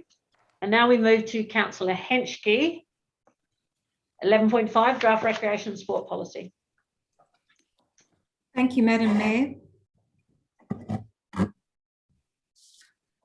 I move with the officer's recommendation that Council endorses this draft recreation and sports strategy for the next 4 years until 2026, because we've gone through so much, and not so much we, but the community have gone so much grief and debate about skate parks, which is just an example of a active sport. And I think it's really important that this very simple rec and sports strategy one page, which we saw before, it's really important that the community become aware of this and that we all become very familiar with well-planned facilities and infrastructure that maximises use, supports community demand, and protect open space. That last point, our strategy will protect open space, is very important. Our open spaces may have active or passive activities in them. So we might say one park's more or less an active kind of park, and another park is more of a passive park. So, for example, up in Stonyfield Way, Councillor Turnbull and Councillor Dawes got some passive parks, and others may be more active. So then you would, yes, support facilities to be developed in that would match those type of parks. So that's really important because, as we've heard tonight, you know, there's a lot of 1 minute to go. But also what hasn't been thought about, and I haven't heard people talking about, and I haven't heard this being a criteria with active sport or recreation, is the effect on property prices. Quickly, there is a lot of research in this space because property prices increase with certain types of facilities and sports, and there is now debate that property prices do reduce for certain other types of sports. So that's a really important criteria, and in our strategy, I'm sure that's just detail which would be evaluated. But I commend the draft rec and sports strategy and do hope the community thoroughly engage with the consultation process, because a lot of work has gone into this by the administration. They've done a great job with focus groups, and they have as well. So thank you all. Councillor Lemon, you wish to second? Yes, thank you, Mayor. I will second this, but I also have some things to say. And again, I feel that there's been some missed opportunities for this, and I take full responsibility that I should have got in touch with staff earlier, but it didn't say agenda when I first read it. It is that, again, we haven't defined active recreation, and perhaps that might be useful to us. Again, we have, we've got a club forum on this, which I found fascinating, because the clubs, what everybody in terms of clubs has said is that there aren't enough playing spaces. And there's certainly, you know, it's even tighter because you've got female participation in non-traditional sports now. Not that there is such a thing as non-traditional sports nowadays. So that led me in terms of thinking that whilst this is a high-level strategy, I actually think that this needs to link to our open space policy, which we're going to talk about a little later on, in terms of how we can be strategic as far as land acquisition goes. We need to start looking at buying land when we can, with a strategy in mind of, you know, a bit like Burnside Council, like Burnside Village, bought all the shops fronting Greenhill Road. They did it over a long period of time, but in the end, they all owned them and then they knocked them down. There's no reason why council can't do that through its open space policy. And actually, over a period of time, and I'm not talking 5 years, I'm talking 15 to 25, we could possibly buy enough property to put in another playing field somewhere in Burnside. So I think, again, at the high level strategy, it would be really good to start making those links. We're not looking that, you know, we redo this sport and rec strategy every 4 to 5 years, but we really should be looking at the acquisition of land on a 20 to 50 year plan. I just 1 minute to go. We need to do that. So that became quite apparent to me when we're looking at participation. And I'll finish with this point. The clubs were very clear that we don't have enough playing fields. But in recent workshops, there's been a lot of talk about people not actually participating as much as they did in the past in organised sport. It would appear that the clubs think this is not true. And my reading of this report and the background information with it appears that it's not true. So I think we need to take this, our clubs are the maximum, very seriously if we want to have the playing fields and the opportunities to be involved at a club level for people in the future. Councillor Hughes. Thank you, Your Worship, and Nina Marnie to everyone listening all over the cyberspace this evening. Yeah, look, I did want to say a couple of things about this strategy. Particularly, I found very interesting the focus group feedback, new focus, I think it was, that ran. It was really interesting, I thought, being able to see, you know, the real raw data and feedback that we got from these focus groups, and also, yeah, from the clubs themselves, as a separate thing. I thought it interesting again that the skate park and cycling came out as two of the improvements, but also the hiking trails and dog parks I thought was very interesting. I think they're both things we certainly have the opportunity to improve with. There was a couple of things I wanted to mention that were a little bit of a red flag for me.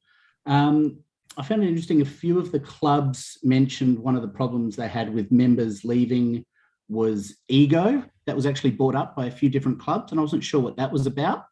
So I guess a question is to any staff who might be online this evening that were at those sessions might be able to give some context as to what that might mean.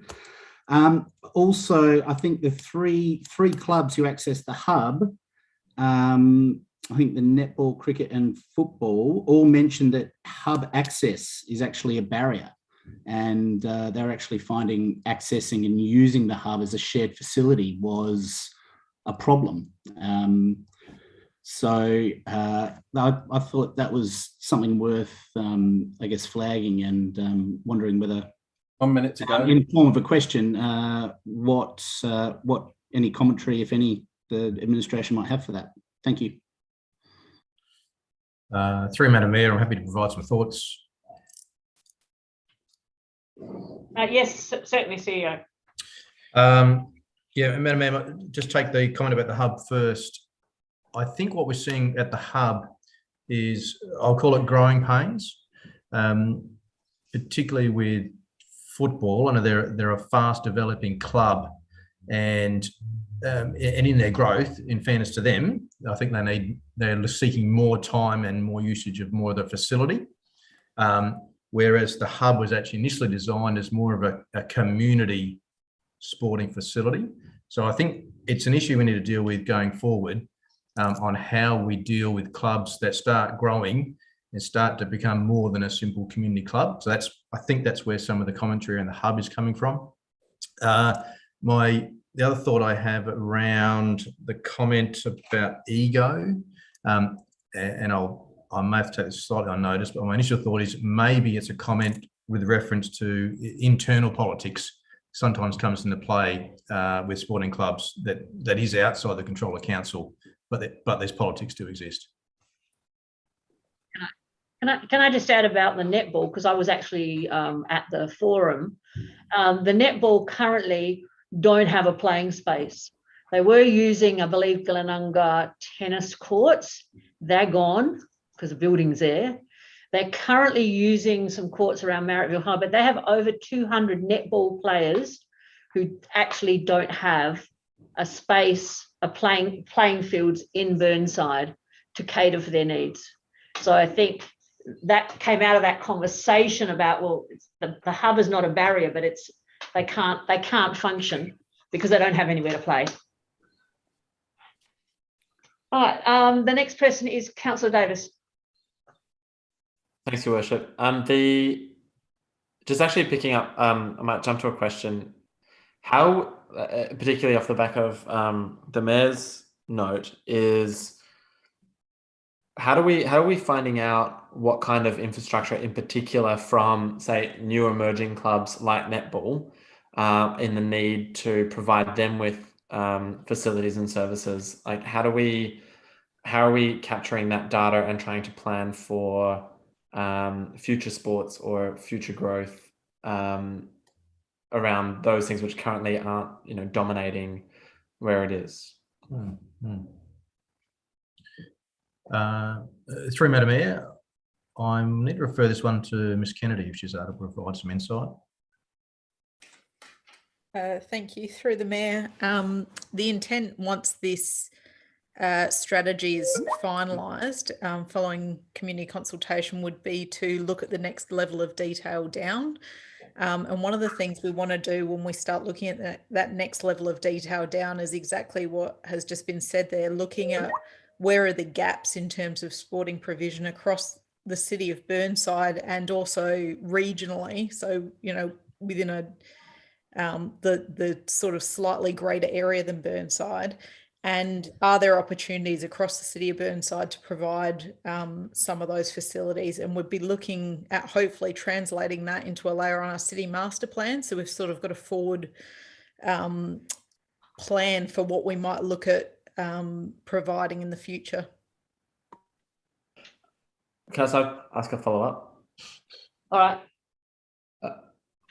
Thanks, Your Worship.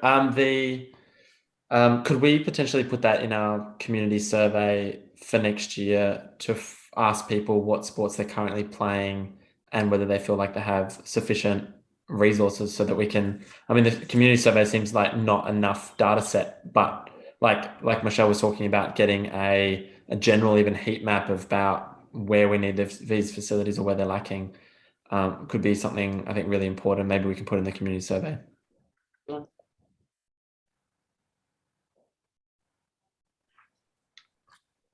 Okay, Councillor Davey. Thank you, Mayor.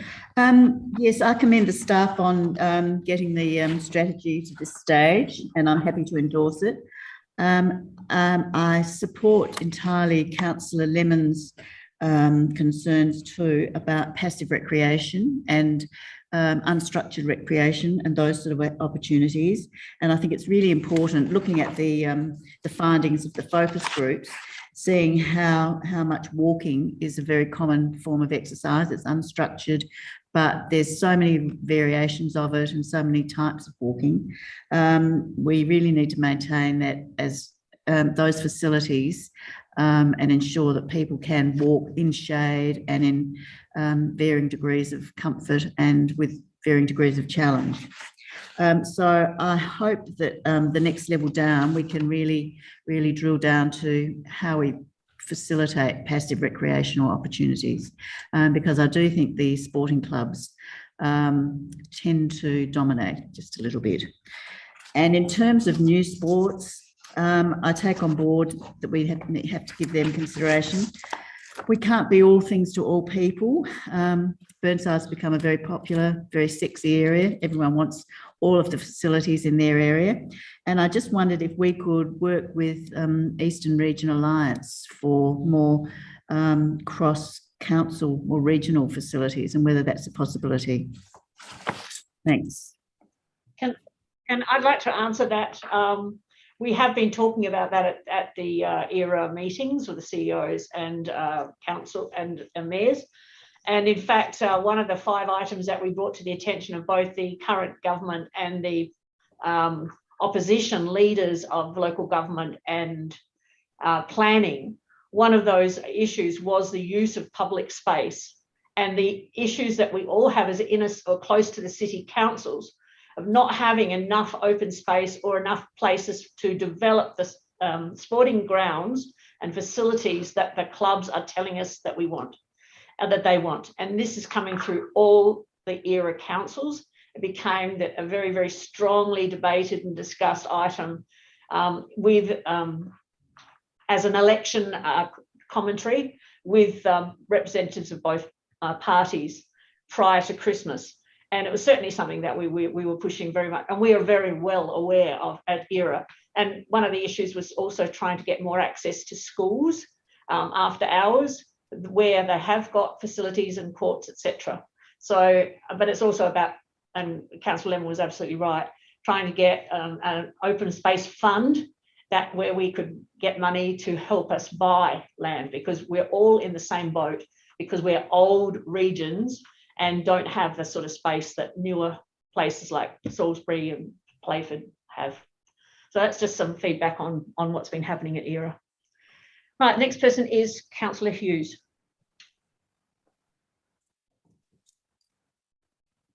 Thank you, Your Worship. I had a very similar thought that Councillor Lemon did, and actually spoke with the staff today and was really pleased to hear around some of the work that Michelle and her team are doing in this space. And I think we're in a position where we've got a lot of great information, and as an elected body, we'll need to work around how we're actually going to find space and actually have a strategy. And I think Councillor Lemon raised a good point. It's not a 2, 3, 4 year, it's a 20-year, maybe 30-year plan around how we identify areas within the community that ultimately we want to transition into a sporting facility, and actually making sure that we have budget accounted for to do that, because it's an expensive exercise. I think the staff have done a really good job. There's a lot of information that's been pulled in together. So yeah, I'm happy to support the motion strategy as it is. Next person to speak is Councillor Cornish. Thank you, Worship. I just sort of like to point out that there's Councillor Lemon mentioned wanting a definition of active recreation. There's actually a nationally agreed definition of that title. And I've just gone and looked it up. So it's those engaged in the purpose of relaxation, health and well-being, or enjoyment, with the primary activity requiring physical exertion and the primary focus on human activity. So that's the active recreation definition that would encompass walking, Councillor Davey. So absolutely. So I just thought I'd mention that there's a framework out there that this sort of fits into. So you know, thank the staff for putting such a good pack together. Thank you. Next is Councillor Dawes. Thank you, Mayor. And what an ideal time to be talking about the draft recreation and sports strategy, because Ash Barty's in the final. I've been reading the chat line. I think Paul Hubel just told us that. So that's wonderful news. Councillor Lemon is spot on here, and I do thank her for her comments. I was at that club forum, and I think the club representatives were appreciative that the council was showing concern, were showing interest in what those clubs were needing in the future. And when you talk about facilities, I remember whenever there's a facility plan, if it's not at least 10 years, it's not worth anything that it's written on. So I think that Councillor Hughes mentioned 30, so 10 to 30 years is the way to go. Regional facilities, Councillor Davey mentioned, is spot on. I think we've mentioned that before. Not every council can have an indoor centre, so we have to share, and I believe that's the right way of going. The acquisition of land that Councillor Lemon mentioned, I think that's another key part to it, because we are an old council area. There's not much around. I do thank Councillor Cornish for that definition of active recreation, but I am with Councillor Lemon and David. I think we need a definition of passive recreation, just so people understand what it means, even if it's like reading a book under a tree or something like that, because I don't know whether people understand that as soon as you put the word active in there, they're thinking of athletes who are running around, jogging around some sort of park or something, and that's not necessarily what it means. Now, main point I want to make, this is a high-level strategy. It's a one-pager. And so from this, and what I'm really interested in from this one is it's going to develop with some action plans over the next couple of years. So this high-level strategy, I think, is the right way to go, except that I would have liked a definition for passive recreation. Thank you, Mayor. Councillor David. Oh, sorry, Councillor, Mr. Cowley, did you wish to speak? You've got your hand up, yes. Next. Thank you, Madam Mayor. I almost got a promotion. Just two comments I'd like to clarify. Ms. Kenny's just sent me a bit of information which I can share with you. The comment about ego, I got that slightly wrong. It was actually about people wanting to achieve greater sporting achievement rather than participation. So where they felt the club they were in wasn't meeting their needs in terms of achievement. That's what the ego comment was referring to. And the second comment I just want to assure the elected members, council members, is that regional facilities is a nominated priority in the strategy. Right, next person is Councillor Davis. You have a question? No, I'd like to speak. You should speak. Okay. I mean, the thing that stood out for me the most about the consultation, and I found it was really helpful, was on page 86, and talking about what do residents do to keep active. And it really did show that there was, and I think we know this intrinsically, is there is quite a difference between how kids stay active and how older residents stay active. And particularly the passive nature of walking around their reserves and utilising that kind of recreational space is something that older residents do quite a bit. And then younger residents have that more structured play. And I do absolutely think that we should pursue a skate park, for example. And I think that was really highlighted in this report. But I think that what we need to do is really also take away from what people loved currently about Burnside. And I think sometimes it's very easy to miss how much people actually do love what is currently there. And we do seem focus on what's happening next. And like netball, for example, I know I used to, I'm a state representative in netball, and there are just no facilities on this side. And I had to travel, half an hour just get across the city to get to a facility, or even to Priceline Stadium.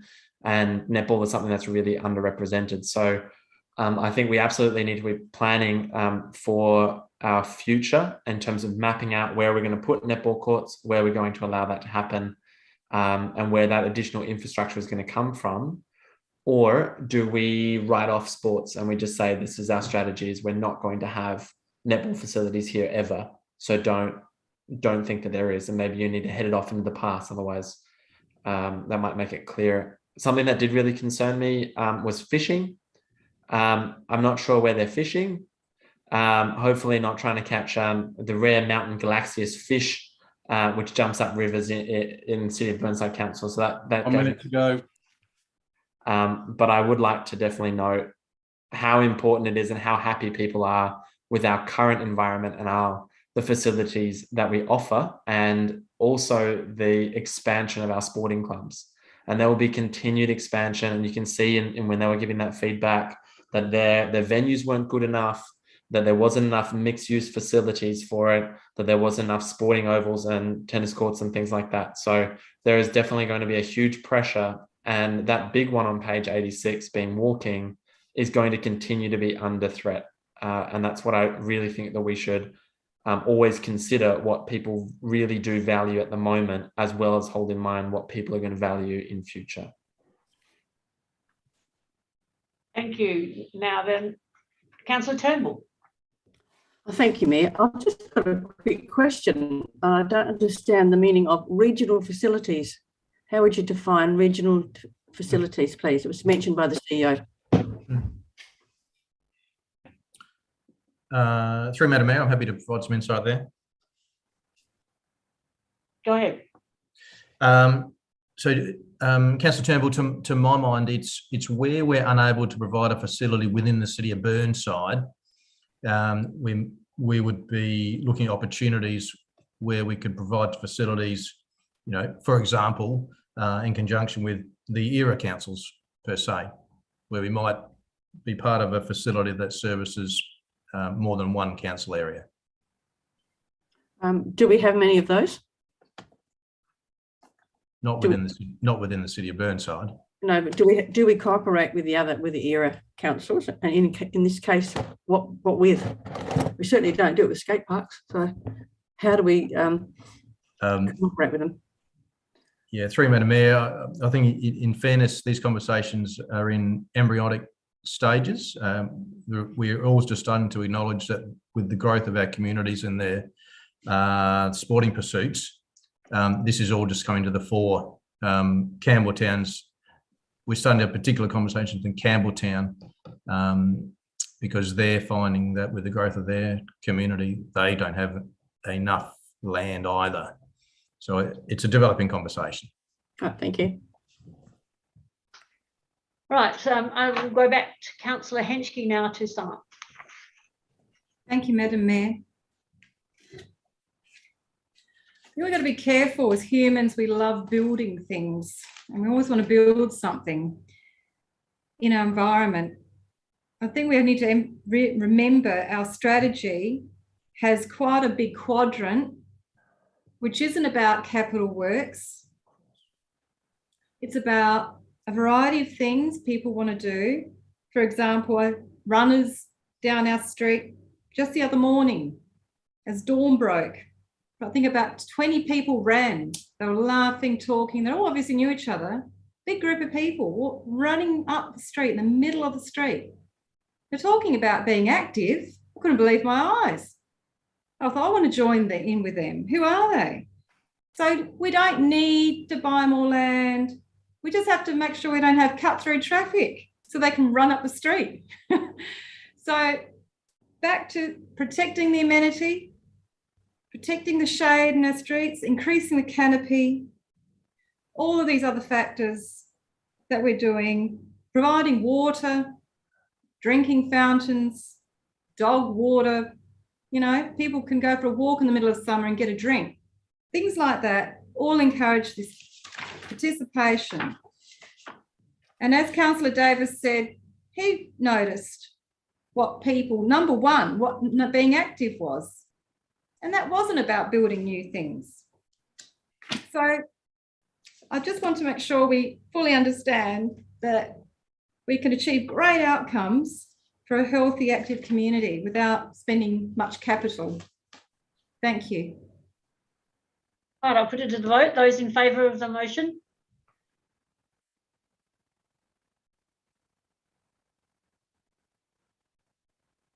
Right, take your hands down.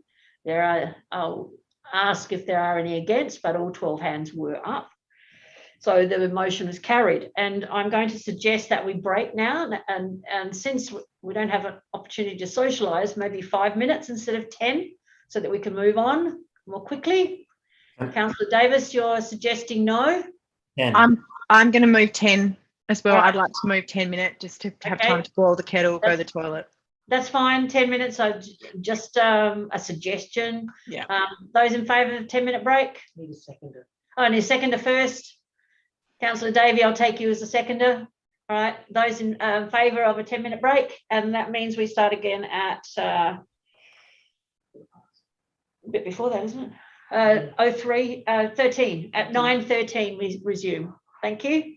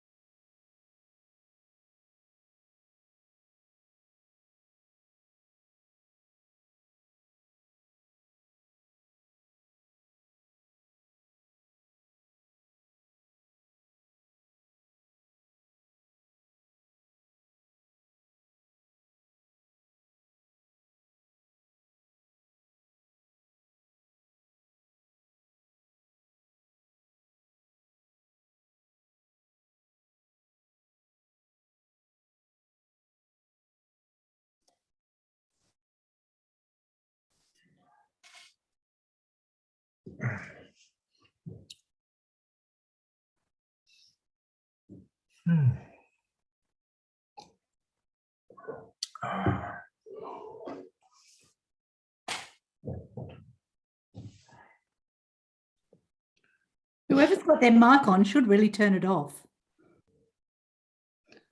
That could be me. Yeah, you don't want my mic on, and it is the CEO. I'll stop, Henry. No.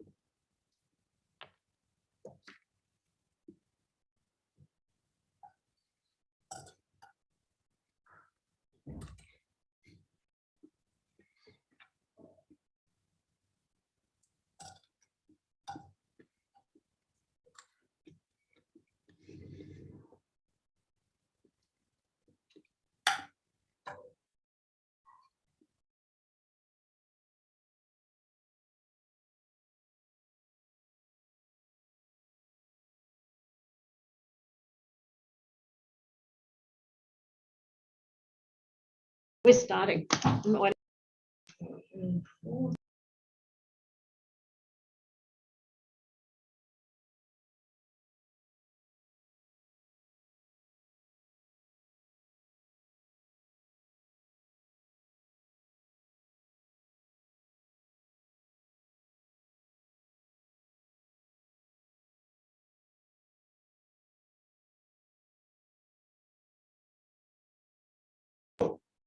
Councillor Lemon, since nobody else is here for the earlier motions, would you be willing to speak now to the Mayor's activity report, please? You just need to unmute yourself. Henry's back. Henry's here. Okay. We can go to more. No, we'll just do this one and then we'll go. Okay.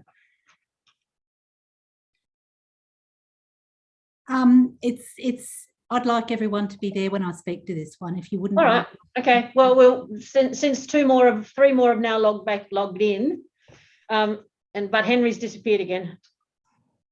Right. Thank you, Councillor Davis. You have the next one, 11.6. 11.6. Can I move an alternative motion? Yep, just give me a moment to get it up.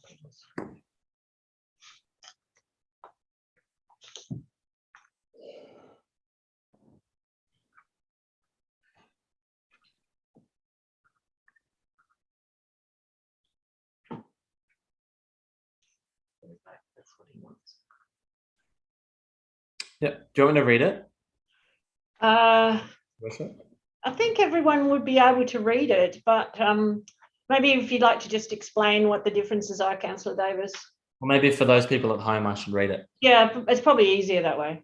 All right. So that the council acknowledges the results of the community consultation relating to the proposal to revoke the community land classification of a portion of Moorcroft Court Reserve Burnside. And number 2, defer consideration of this matter subject to a report being presented to council, which provides further information regarding 1, the alternative possibility of providing a lease or license over this portion of land, and 2, the absolute minimum amount of land that will be required to resolve the encroachment in question.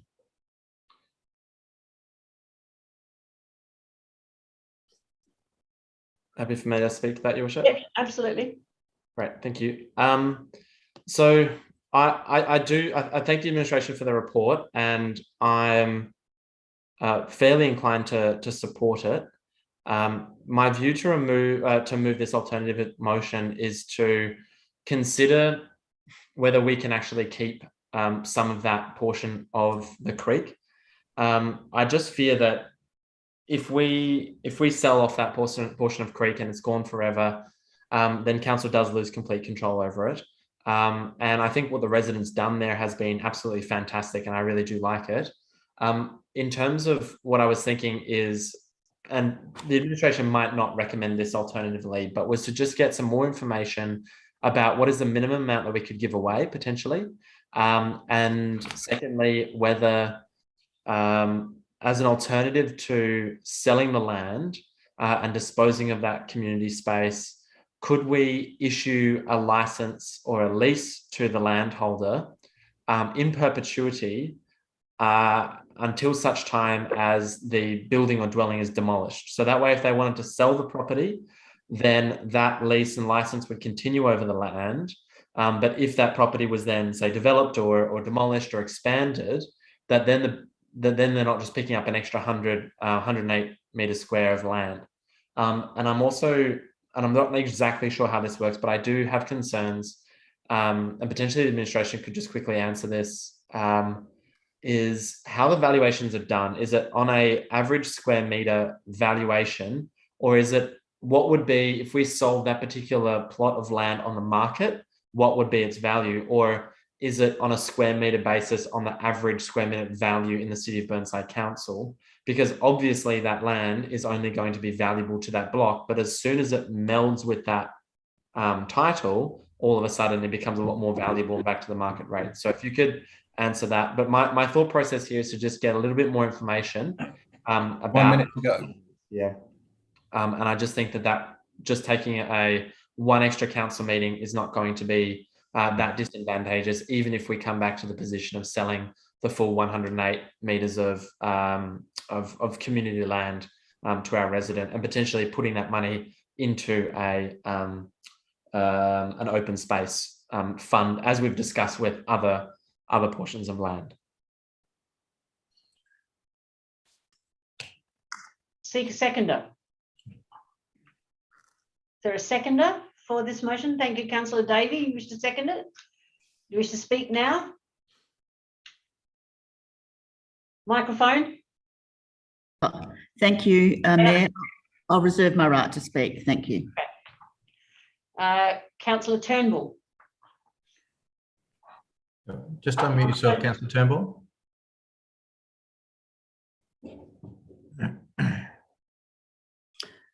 Thank you, Mayor. I think this is a very unfair motion. I would go with the one that was already done by the council staff. It's very unfair in the fact that it's going to cause so much angst to the resident.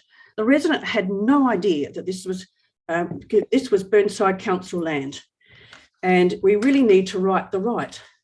Now, usually I wouldn't right the wrong. I wouldn't support the sale of council land to residents, but in this case, the people bought the house and land at 2 Moorcroft Court 22 years ago, believing that their land extended to the creek. It was sold to them as such. There's no fence to indicate otherwise. May I read a portion of Mrs. Phillips' letter to the Burnside Council dated November the 14th, 2021. I've left a little bit out, but my late husband and I bought the house 22 years ago, believing that what we were told, that apart from a small area off Moorcroft Court, the boundary was the creek. The beautiful garden planted to the creek edge was for us for the main attraction. It was also the focus of advertising with the property. In 2020, the council started to develop the area and in the process had it surveyed. To my absolute horror, I was told that a large part of my garden encroached on the council reserve. And to make it worse, Burnside Council had approved additions to the house and the garden and the stone retaining wall. One was in 2001 and one in 2006. Twice they did it. I'm an 82-year-old widowed, poor health, etc., and a constant worry, etc. The area of land which Mrs. Phillips wishes to buy is 108 square metres. It was scaled back by administration from 137 square metres, and she has offered to pay market price. So really, part of her back room is on the council land and part of her garage. Now, the results of the community survey were interesting. Out of the 25 responses, 16 supported the proposal. 1 minute to go. 64%, that is, all the residents of Moorcroft Court supported the proposal. This portion of land is inaccessible to the general public and has little benefit to the community as public land. It will be returned to native vegetation, as in keeping with the biodiversity theme of Moorcroft Reserve. And to put it succinctly, as one respondent to the survey said, the council planners were at fault. Correct their mistakes. Historic anomaly is a euphemism for developmental stuff up. So I think we should actually have this portion of land revoked, available for sale to Mrs. Phillips. And the money goes into the Open Space Fund, as was mentioned by Councillor Davis, to buy more land for residents. I hope you won't support this motion that has been put up by Councillor Davis. Next one is Councillor Hughes. Thank you, Your Worship. I have a question for the administration, if I can.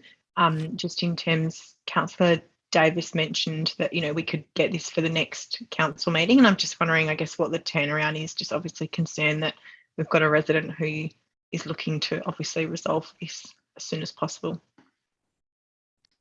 Yeah. Yes, go ahead, CEO. Through Madam Mayor, I believe we can. We've done most of the work already on the leasing portion. I just need to explore the aspect of perpetuity. I have reason to believe that we're only able to do 42 years under the Local Government Act, but we'll talk about that in the report should this motion get up. I'm comfortable we can deliver it for the next council meeting. Do you wish to speak on it, Councillor Hughes, or that's all?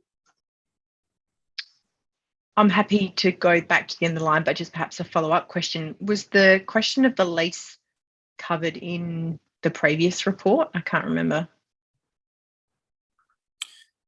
Yes, I might get Ms Kennedy just to provide us some insights into the leasing side.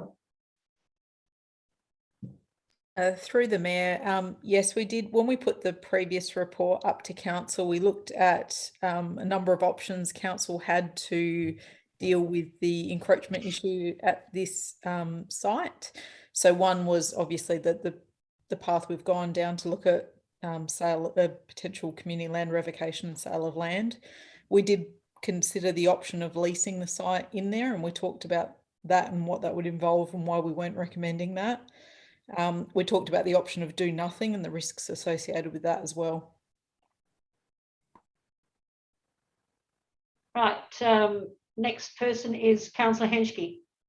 Thank you, Madam Mayor. Question for the administration, please. This motion refers to the absolute minimum amount of land. Haven't we already gone down that path, and this 108 square metres is the minimum amount of land? Has that been resolved already? Through you, Madam Mayor, I'm happy to answer that question. Yes. With regards to the 108 metres, we were trying to get a balance between preserving as much land for the council, as well as achieving an outcome for the resident that probably incorporated more of the garden.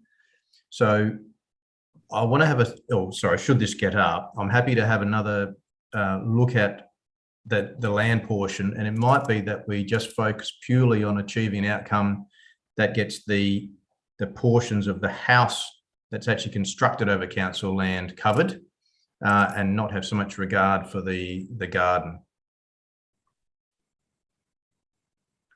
Just a follow-up second question, may I, Madam Mayor? Yes. Why don't we have so much regard for the garden anymore? Through Madam Mayor, no, Councillor Hensky, I was saying within the 108 metres, we've managed, there is, I think, portions of the garden that if councillors was on mind that they wanted to limit the amount of land that was sold to the absolute bare minimum, portions of that garden would be retained within council ownership.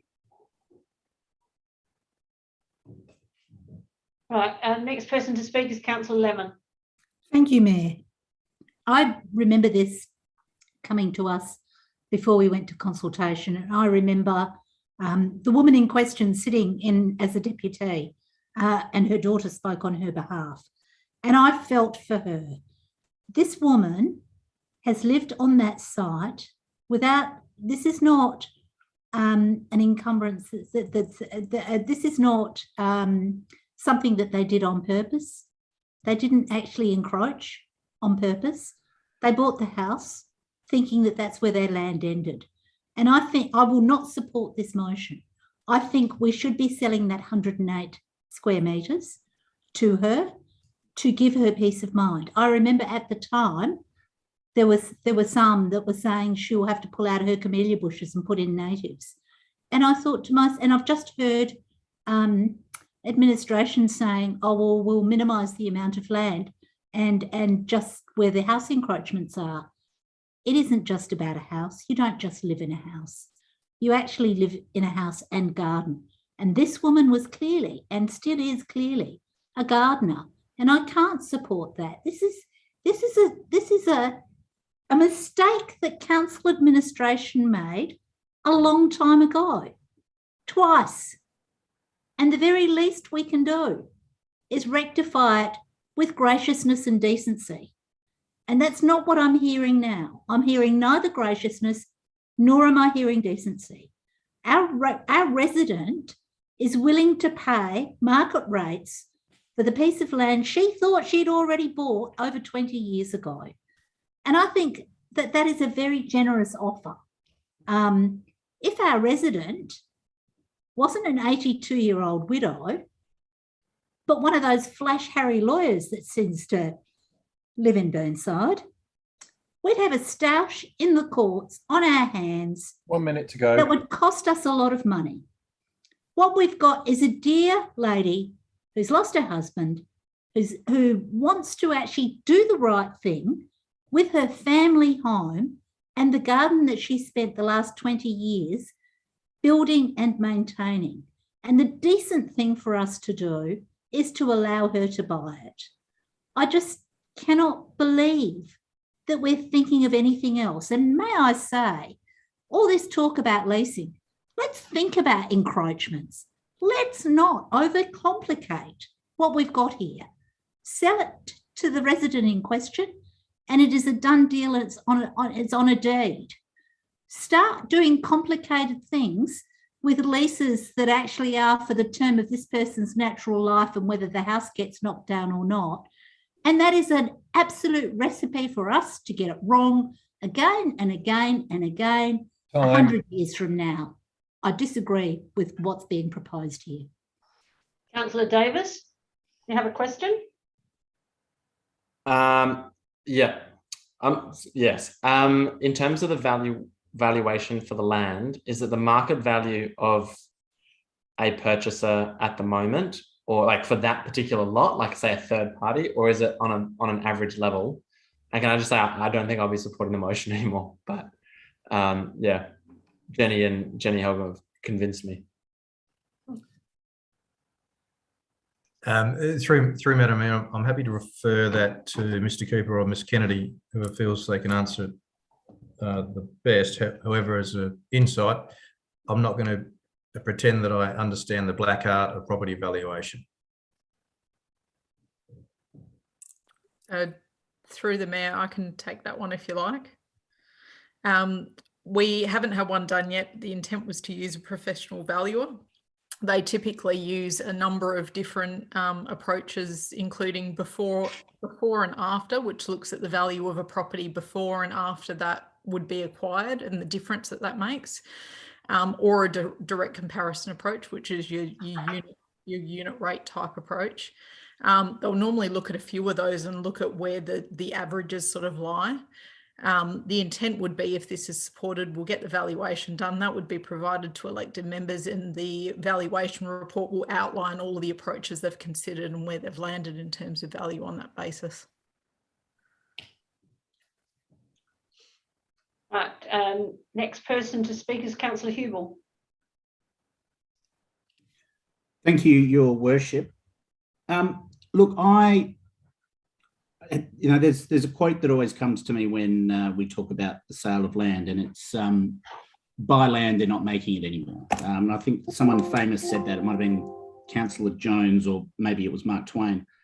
But the thing is, it's really difficult to have a firm line on these sorts of matters, because every one of these situations, every one of these requests to buy land is mixed up in the context of the individual situation.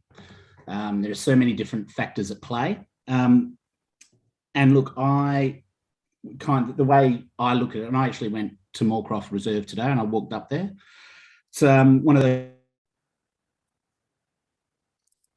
but I didn't know what it was called. So now I can put a name to the creek walk that is Moorcroft. And I looked over the creek at the back of this property, and it is lovely, and it works.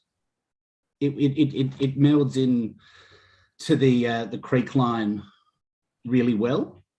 And my perception is, if it ain't broke, don't fix it. I would love it if we could just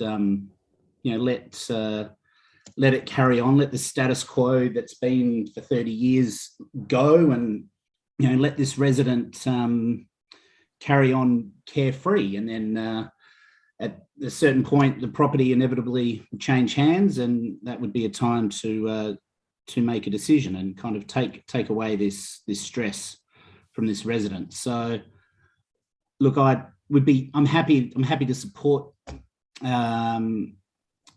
this motion deferring, get a little bit more info, but look, these things are always tricky. And look, I've been very swayed by Councillor Lemon and Councillor Turnbull as well. So yeah, I'll see where the rest of the debate takes me on this one.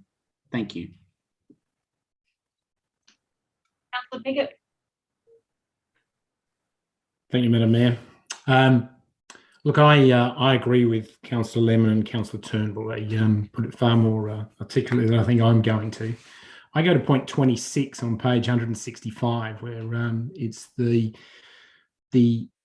people summary of the themes as to why people think this is a good idea, and it really gets to the nub of it. It resolves the encroachment sensibly and expeditiously. It's a reasonable outcome for a long-standing resident.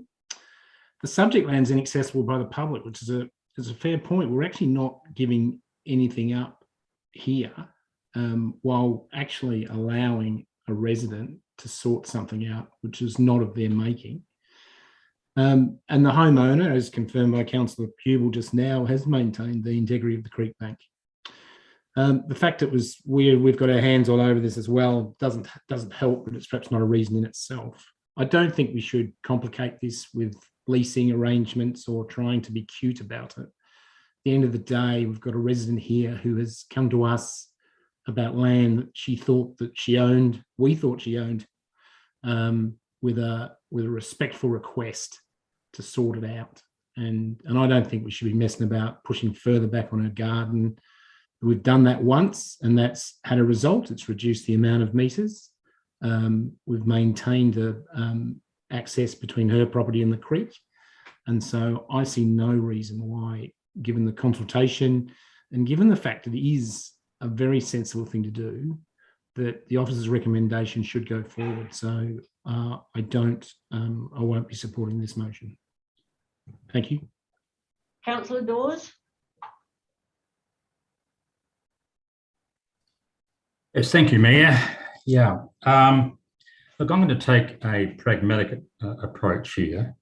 I've been spoken to by both supporters and detractors of this particular motion before you, not the motion from Councillor Davis, but the one from the officers. And one of them said, if you're going to support it, seek the least amount of replication in square metres that you can. And I believe we've done that. And I do thank the CEO. I don't think you can go any further, CEO. I think you may have given us a wrong approach here. I think the 108 square metres was pretty tough anyhow. Now, as regards Councillor Davis's motion about the lease, now in June 2021, when we last spoke about this and those various options were given, which Ms. Kennedy mentioned to us, the lease one was not recommended by the staff, and we accepted that by going out to the community and seeking their thoughts. And we have got an absolute minimum now, I believe, of the amount to be returned or to be sold. Now, idealistically, we should never sell community land. Idealistically, but realistically, pragmatically, if we can't make use of it, I prefer to put that money into an open space fund where we can purchase land, which would be of benefit to the ratepayers. I've been very strong about that. And I do thank Councillor Lemon's comments too, but I think they were spot on. Now, Councillor Tim mentioned it isn't accessible to the public. Only the south side is. There are a couple of properties in the south side which have encroached, and we will be getting that land back, I'm sure, Ms. Kennedy, in due time. But it's gone from, I think, 137 to 108, 21% less than what we originally proposed. There's 60% support. This is the only, as I'm being told, the only one in Moorcroft. 1 minute to go. I note that the integrity of the creek has been maintained, and I thank you, Councillor Hughes, for also noting that. The additions, mistakes made there. We all know about that. The actions of the resident were not deliberate, and we had a similar situation. You might remember a resident on Zenith Court who had a property backing on to Waterfall Gully Terrace, and he told us that he was encroaching. I do remember that one. And I think Councillor Temple said that if there was a significant tree on that land, she would have chained herself to it. And there wasn't. There was no use of that land to anybody else but that resident. So I'm going to, on a balance, I think this is an exceptional case and we should support it. Councillor Turnbull, you have a question?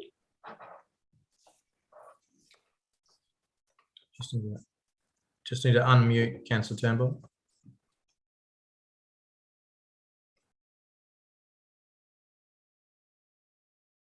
We still can't hear you, Councillor Turnbull. There you go. Sorry. Actually, thank you, Mayor. I was just going to say what Councillor Dorr has said, that there was can we refer this to another issue? That was my question. Can we refer this to another issue? And the issue was on Waterfall Road when it was a goat track, and we did pass this motion and allowed the resident to buy it. And also this is a goat track too, so thank you. Councillor Cornish. Thank you, Worship. I won't be supporting the motion as it stands. However, though, if I would be amenable to, if the council does think that this property, the entire property, is useful for open space, perhaps we can provide a slight discount or a $500 discount on the purchase, and council can become the first option to purchase the entire property for a little pocket park. that might be a better way to do it. 20 years down the track, when it comes up for sale, we get the first option to purchase it for open space. It's at the end of the street. It's probably a good little spot for a pocket park. But it's up to them to whether or not they wish to take that up, if council even decides to go that way. But I won't support this motion. I'm happy to support the officer's recommendation, though. Councillor Henry? Thank you, Madam Mayor. A question first, please, before I speak the motion. In this motion from Councillor Davis, he talks about the absolute minimum amount of land to resolve, etc. Now, my question is to the administration: if we now have a private boundary which is touching the edge of the bank, so if we sell the community land, what that will mean is that the edge of their existing pavers will actually be like within 30 centimetres of what's regarded as the edge of bank. My question is, what are the ramifications of that? The risk of, council will have to construct a retaining wall because the edge of the bank may well move. At the moment, we've got a good setback from the edge of the bank to the official property line. Has that been resolved? Have we looked into that? Because we could be creating problems for our ratepayers by selling this land, and then we have to invest in infrastructure to protect the bank. Is that clear? Sorry, Do you mind, through Madam Mayor, I'll refer this to Ms Kennedy. Might be able to answer it. I can show you.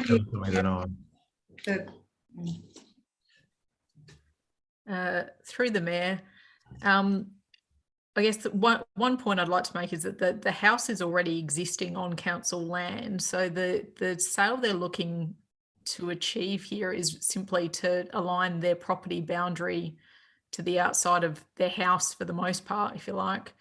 So that doesn't change regardless of who owns that particular area of land. The house is already there right next to the creek bank.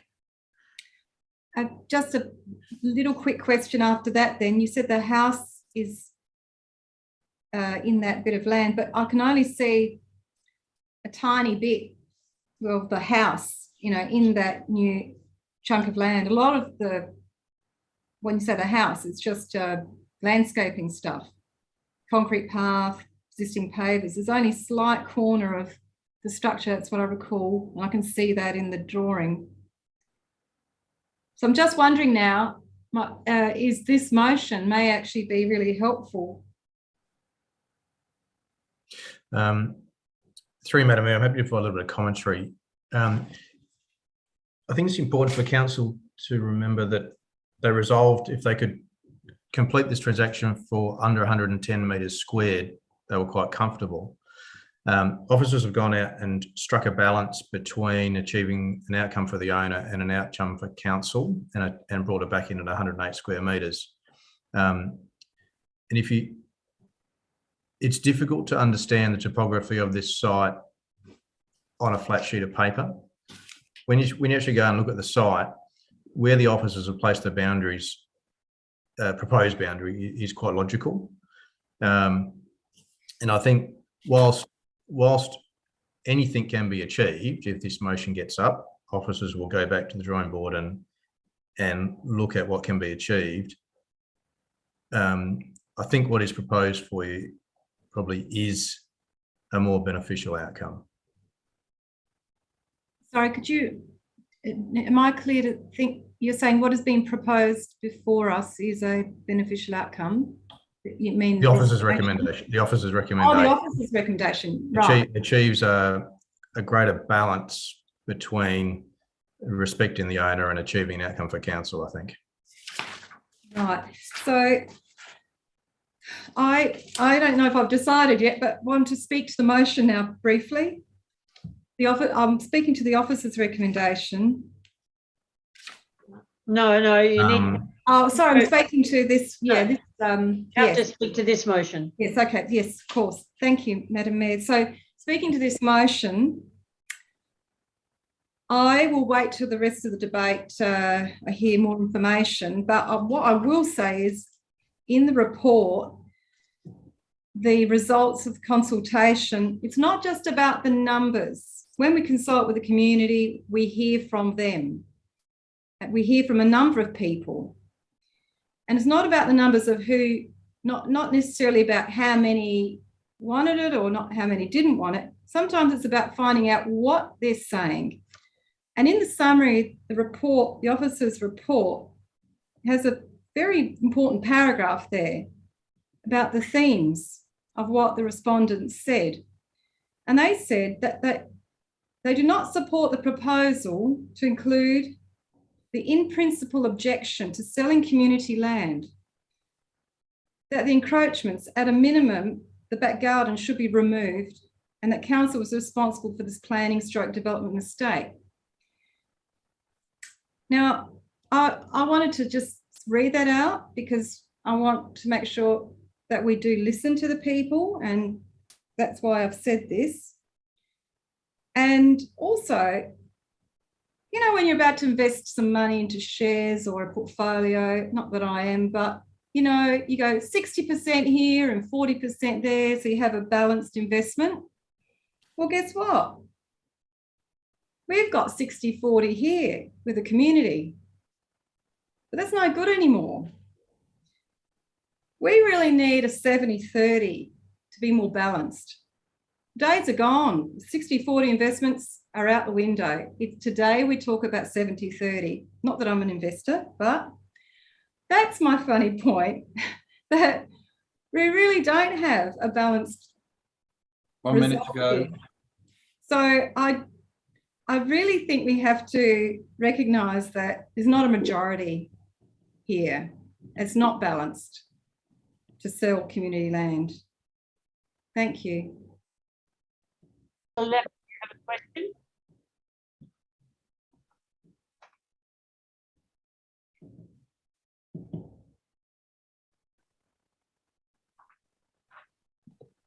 Are you talking to me, Mayor?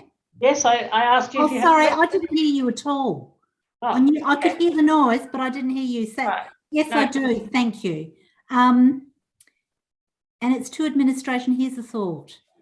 Given that the encroachments, the actual infrastructure, the building encroachments were sanctioned by our development department, both in 2002 and 2006, here's a thought.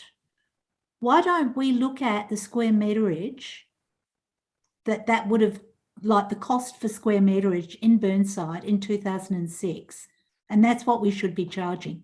I actually feel that is the right and proper thing to do, given it was our mistake. So what do you think?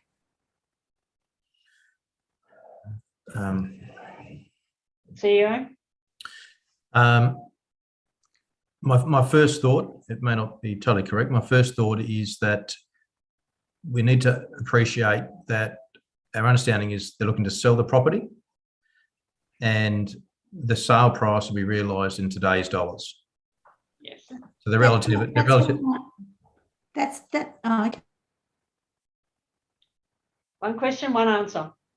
Not a debate. I'm sorry, have I misunderstood a question, Councillor Lemon? I didn't. Where does it say that they're looking to sell the property? I didn't think that was for sale. I thought she wanted to stay there. I haven't come across anywhere that this property will then be subsequently be for sale in the near future by this person. I may have been making an assumption, but one of the things that the reason why this has come to the fore is that they're unable to achieve the ultimate value of the property when the property is sold at some point in the future. That doesn't mean it's up for sale. I didn't say it was up for sale. Okay, thanks. I was just commenting about the different values. All right, Councillor Hughes. Thank you, Mayor Monstory. I will speak against the motion. I won't support the motion that Councillor Davis has put forward.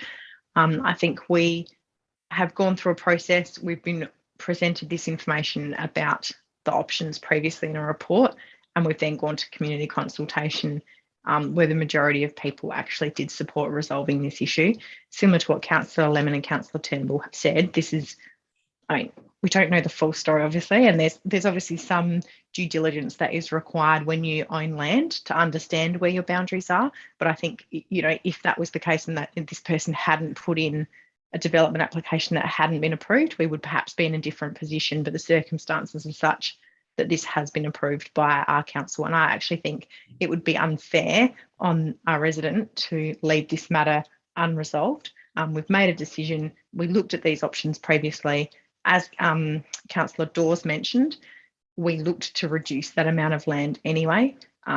So look, I'm comfortable if we vote this down that we should support the officer's recommendation and resolve the matter.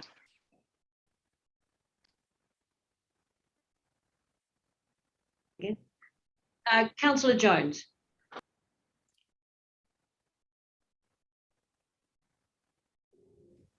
Thank you, Mayor. Sorry, I have a question, if I may. If we sell this land, will we put a land management agreement on it? Through you, Madam Mayor, I'll refer that to Ms Kennedy. Through the Mayor, there's no intention to put a land management agreement on at this stage.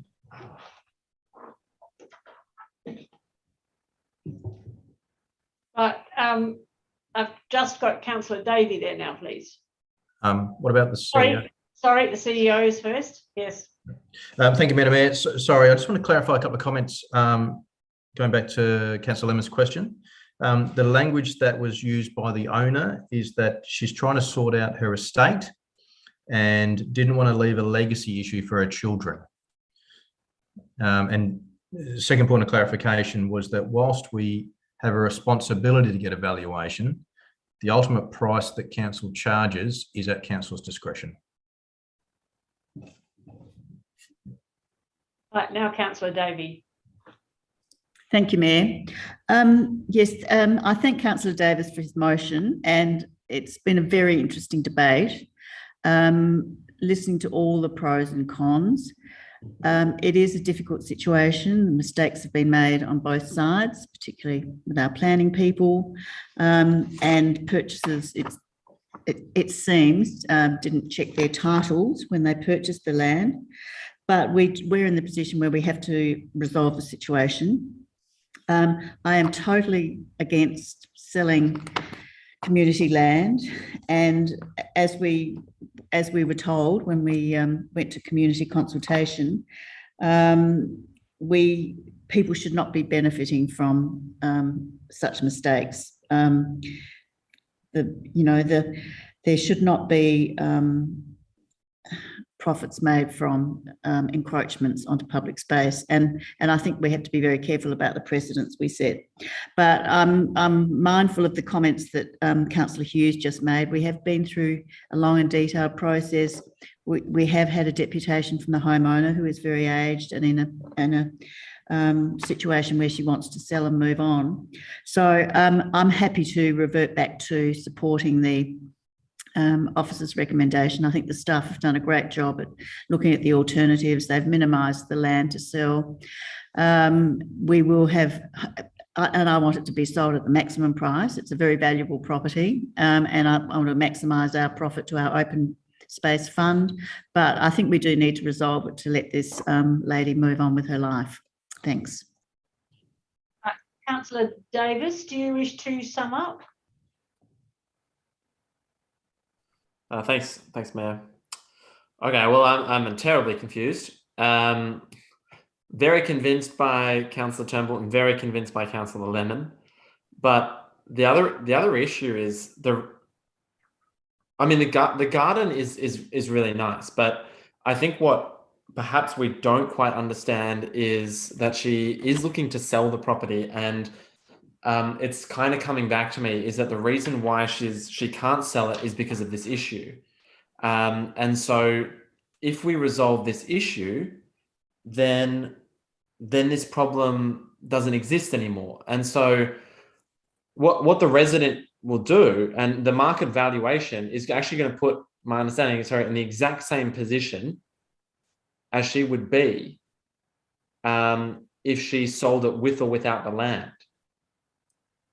So I think that you might find is that when you get that valuation, whether she sells the property or not, if we grant this motion or not, that resident will be in the exact same position. I think potentially what the issue here is she can't sell the land while a piece of land is encroaching onto Burnside City Council property. And that's the impediment. And if the market valuation comes back and says it's worth, $1 a square meter, then she's going to sell it for $1 more, having had that land with it. So, and it's obviously worth more than $1, whatever the market valuation is. So I think the real issue here is rectifying that. And now, do we actually need to, and I'm not actually really sure what the implications of giving away land in a creek management area is. That essentially means that those responsibilities then fall on the resident. Now, they do have a lovely garden, absolutely they do. But the valuation of the land will probably take that into account. So I was very convinced by Councillor Turnbull, very convinced by Councillor Lemon, but I believe the harm here is not— 1 minute to go. The harm here is not getting that portion of land. It's actually removing the difficulty that's the impediment from her selling it. So I feel that if we can potentially remove the impediment from her selling the land by giving away less land or selling to her less land, then that's a good thing. At the end of the day, the resident will be in the same position. Look, I do feel that there is sufficient questions here to warrant just 2 weeks. That's why I'd suggest that you vote for this motion. I wasn't going to. I moved it. I wasn't going to, but now I'm back onto it because I think that there are some questions here that we can at least ask ourselves and then move it. If that's clarified in the next couple of weeks, then we're done. I'll support the officer's recommendation and we've gone out and we're ready to go. So I think potentially it would be worth us at least asking those questions and understanding what the implications here, because we might not actually have to. And the question is going to put her in the same position. So I hope you support it, but I wouldn't mind if you don't. Right, those in favour?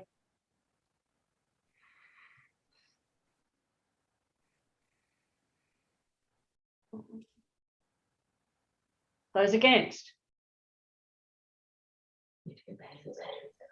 Put your hands down, those who've already voted. What have we got now?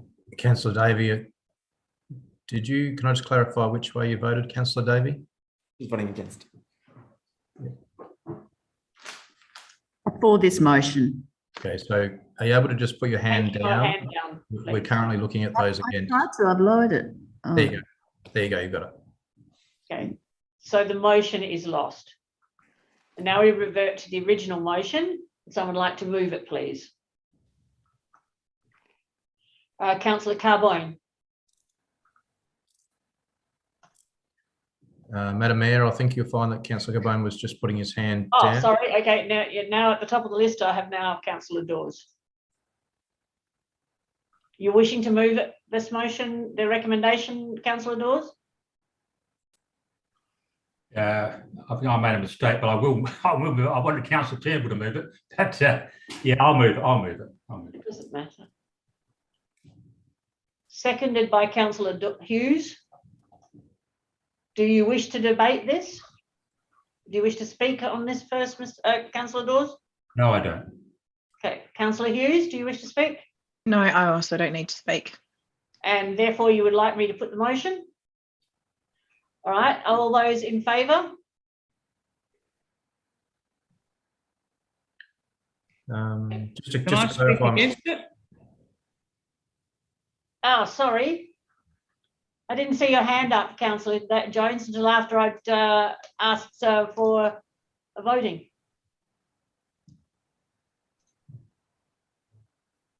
So can you remove all of your hands? I'll give the opportunity to Councillor Jones to speak against. Councillor Piggott and Davey and Dawes, could you take your hands down? Thank you. Now, where are you, Councillor Jones? Thank you, Mayor. Look, I still don't agree with selling this land. It's pretty clear, to me at least, that it's going to be sold reasonably quickly with an extra 110 square metres of land. Potentially, the person who buys it will then knock it down, subdivide it into 2 or 3, which they'll be much easier to do with this extra 110 square metres.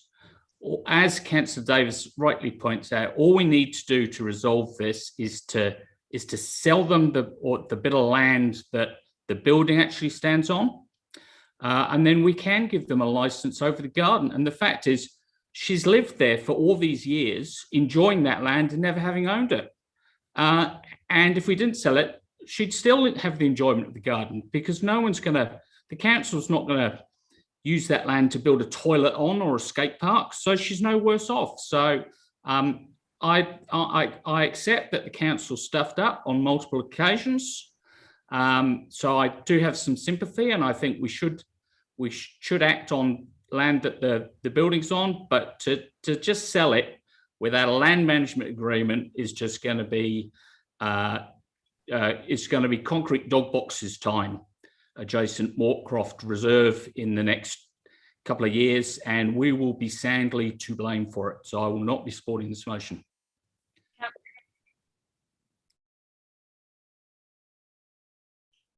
Councillor Henschke. Thank you, Madam Mayor. Yes, I agree with Councillor Jones, and I think we must listen to the people who objected. And there's a letter here in our papers from one of those objectors who talks about leasing and this idea, and says that small portion of council land on which part of the house has been built can be conditionally leased to the owner until the house is eventually demolished. Then the lease should be terminated and the land returned to council reserve. The area to be leased should be no more than 18 metres long and 1.5 metres wide, and it should be defined with a fence, etc., etc. So it goes on. So what a great, and that's another idea coming from a resident. So the consultation produces some pretty good engagement there, and I'll support.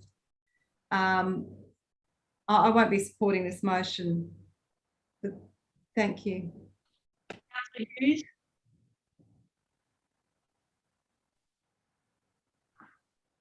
I just don't have the previous report at hand with me, but there's been mention that this would make the land subdividable. Can staff just confirm whether that is or isn't the case? Because I can't remember from the previous report whether that was listed in there.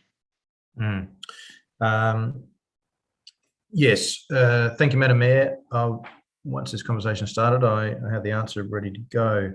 So even with the addition of the 108 square metres, this piece of land is still under the minimum, so it would not enable it to be subdivided.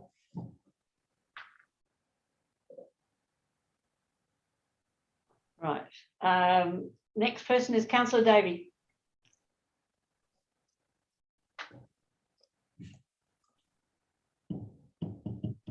Sorry, no, I had no comment at this stage. Oh, you've got your hand up, Councillor Davey. Oh, sorry. Councillor Davis.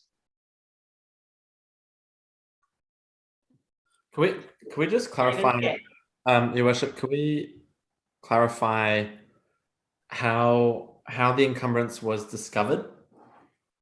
I mean, there is talk of its. I mean, can we clarify the position in terms of the residents' intention to sell the property? And as a follow-up question, could I get the administration's view on if there was a market valuation and that there was a sale? Is my logic correct in thinking that the resident is no better off financially from that because they have to buy it and then sell it for the same price? Through you, Mayor, a couple of things one thing I can confirm is that the owner has not talked about selling the property. She's simply talked about, in her words, getting her estate in order for when the day comes that the property should need to be sold. So she hasn't indicated that a sale is imminent. Now, in terms of the valuation, using some of the advice that Ms. Kennedy gave us earlier,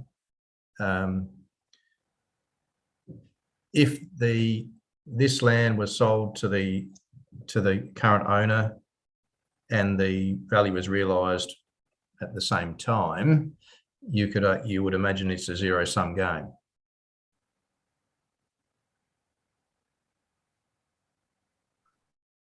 But we're dealing with the vagaries of the real estate market, so we don't know where that's going to land. Councillor Turnbull. Thank you, Mayor. Councillor Davis, could you just turn your hand off, please? Sorry? Right. No, I'm putting. Oh, okay, sorry. I thought you still had it. Go ahead, Councillor Turnbull. Thank you, Mayor.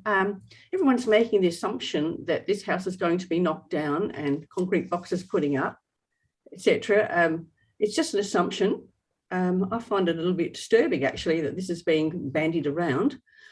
Also, Councillor Henschke suddenly decides not to take the community survey into account, whereas every other thing we've ever debated in this council for 3.5 years, we've taken the community survey as gospel.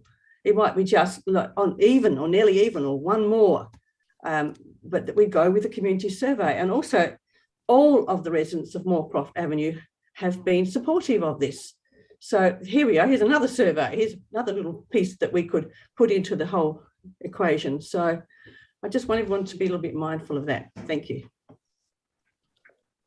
Councillor Jones.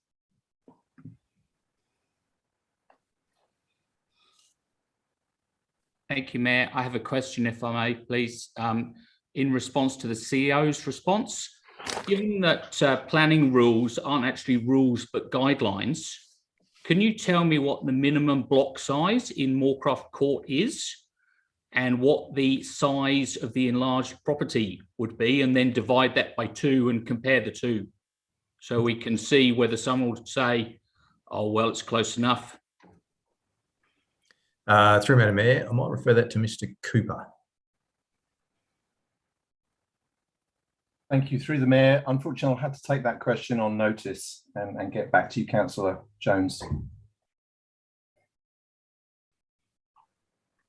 Next person is Councillor Davis. Thank you, Worship. I think I'll vote against this motion. It's a zero-sum game. So if you're thinking about the resident and giving them more money, you're not giving them any more money. It is a zero-sum game. They might hold on to that land and use it as investment, but equally they could invest in shares or anything else as well.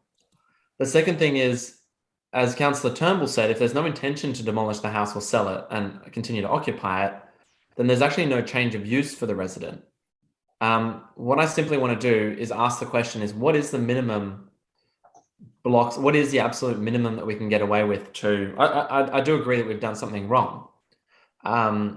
And potentially you don't even sell it, depending on how large it is. But I do believe that there is something done, that something here is wrong. But why don't we right that wrong by fixing what is actually wrong rather than expanding their space? So I do believe, why can't we give it 2 weeks to at least ask that question and actually find out what is the absolute minimum? I don't think we lose anything by that. And I do totally accept the community consultation. At the end, it's very informative. And at the end of the day, it's informative and we've got to make that decision. So I just want to ask that question is, what is the absolute minimum we can get away with for the resident and her continued harrowing situation? It's a zero-sum game for them. They're going to have to pay this money to get it back. and to buy that land. So I'm not opposed to asking to going with the officer's recommendation kind of once we know what is the minimum there. And I just think it's worth us asking the question. So I just don't see the need to, why can't we wait 2 weeks to get this information? It's not going to be the end of the world. So that's why I'd vote this down, simply so we can understand a little bit more about what's going on here. CEO, were you wanting to respond, or shall I let Councillor Lemon go first? No, please let Councillor Lemon go first. Just got some clarification on the question we took on notice. All right, Councillor Lemon. Thank you, Mayor. What is the matter with you people?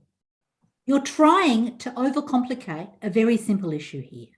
And what we've done tonight, to our great discredit, is speculate endlessly about what this woman might do with 108 square metres that we're going to offer her to enable her to keep her house on her own land and a bit of her garden.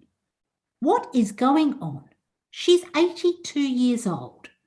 So she sat and came to a deputation and said to us, I want to sort this problem out because I want to leave a legacy to my children where they don't have these issues with my estate. Where from that, at any stretch of the imagination, let's go to the moon and back, do you get she's going to sell the house? Yeah. The woman's just lost her husband. She's probably just sorted out his will, if indeed he had one, and if he didn't, it's a nightmare, I can tell you. So we're assuming she's going to sell the house, and then, having made that huge giant leap to the moon, we've decided that some really greedy developers are going to stick dog boxes on that site. So we're asking administration, what's the minimum block size? Seriously, get back to what we're looking at here. We made a mistake in 2004 or 2 and 2006. We allowed someone to actually extend their house on what was not their land. It was our fault. These people now wish to purchase that land and a little bit of the garden that they've actually spent the last 20 years nurturing. And we're actually talking about potential development. Get a grip, people. As I said earlier on, this is a proper, gracious and decent thing to do. This woman probably, I don't know, because I don't actually want to speculate about where she's going to go with this. 1 minute to go. But it's hugely likely that she will actually like to stay there, as all of us do, in her family home. She wants to age in place, and she wants to age in place without that sword over her head that leaves a mess for her children. Just support the motion and do the decent thing, because if you don't and overcomplicate things, it is such a bad look for this entire council. Mr. Cowley. Thank you, Madam Mayor. Just want to clarify Councillor Jones's question that we took on notice. The team have been doing some work behind the scenes. So as per the officer's recommendation, the increased size of the block would become 817 metres squared. The minimum lot size for that area is 750 metres squared. So from those dimensions, it would not be a candidate for subdivision. Councillor Piggott. Yeah, look, I think it is important that we don't listen to the scaremongering that Councillor Jones does every time we talk about issues like this. Case in point, we've just been told that the minimum size is practically the complete size. It's not within cooey of making an argument for 2. And we shouldn't be dazzled by the gobbledygook that Councillor Davis has put on the table either. Last time we sent administration off to work out the minimum size, the smallest amount that would allow maintaining some gardens, sort out the house issue. This is land that there's no public access to. It is sorting a problem out, and it is, Councillor Lemon's right. I think it's poor form, really, speculating whether what happens to it next in actual fact, it is community land. Community land is important, but community land that community can actually use is important, and they can't actually use this. We can sort this issue out.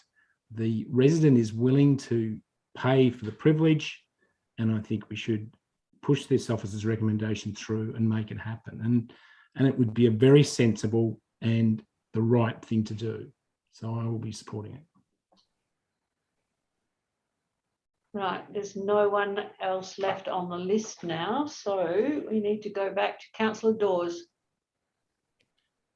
I can't add to what Councillor Pickett and Councillor Lemon just said, so please put to the vote now, and right. There we go. Right, I should put it to the vote. Those in favour?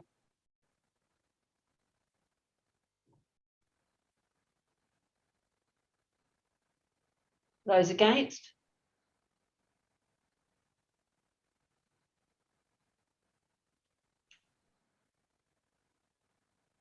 The motion is carried.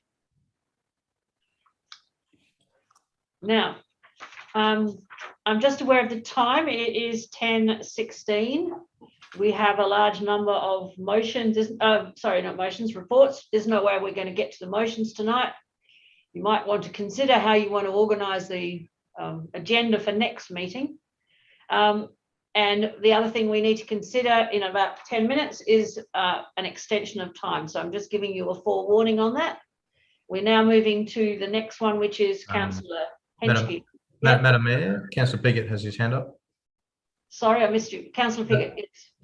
Thank you, Madam Mayor. You mentioned about might think to how we arrange the next meeting, and obviously it is an issue that's happened a couple of times now where we haven't been able to get to the wheel park issues because it's the back end of the agenda. What can we as a council do in respect to, or perhaps CEO has some suggestions how we get that to the top of an agenda rather than you just move a motion that we restart the meeting with the motions on notice for the next council meeting. Oh, okay.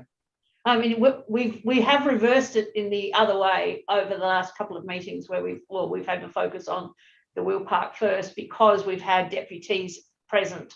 But today we went through. I had no idea we were going to be spending quite as much time on all of this, but that's the way it's worked. So that's why I'm suggesting that you think about what you want to do. All right. At what point could I make a motion to that effect? Say about 25 past when I'm asking for an extension of time. Thank you. Okay. So before we close the meeting, I'm going to assume, I know I should be wrong to assume that you want to stop at 10:30 anyway. That's your usual practice. So we'll wait and see. But anyway, I just wanted you to think about it. Next one is Councillor Councillor Carbone. Thank you, Worship. I'd like to move a motion that we move immediately to the rescission motion. Well, if there's a seconder. Yeah. I don't think it's a very sensible thing to do because we're not going to get through that debate. And no, the motion is that we move to that item, which I don't see on the screen, so I don't know what number it is, but we move to the rescission motion straight away.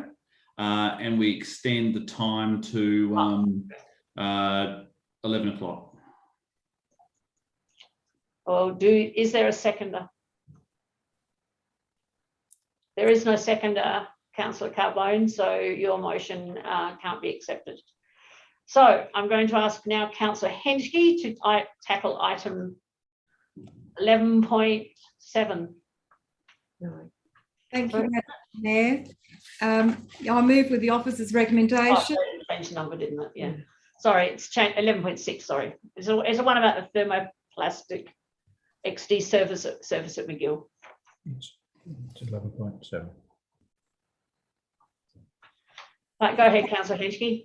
I'm just. Am I move? Is this the open space policy? It's what I thought. Oh, sorry, I missed that one. Yeah. Oh, apologies. We're through.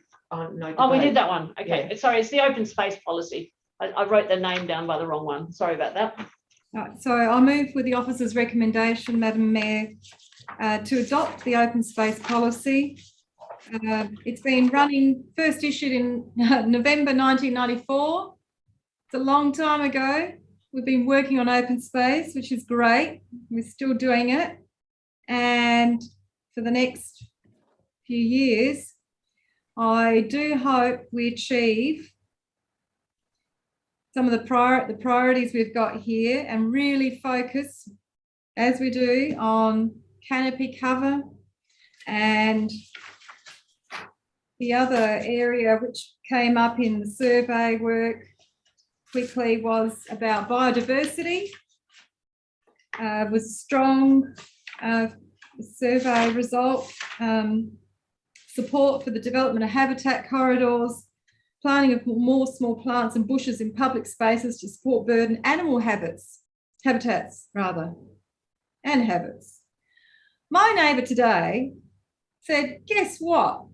They found a bug in their yard, which is the most colourful thing you'd ever seen. And it looks like a tropical bug, but it was just amazing. And it's called it's green, it's black with green stripes on it. And you would look and you think, how on earth could that exist in the cities, in the inner city zone, which is the Rose Park Turret Gardens area.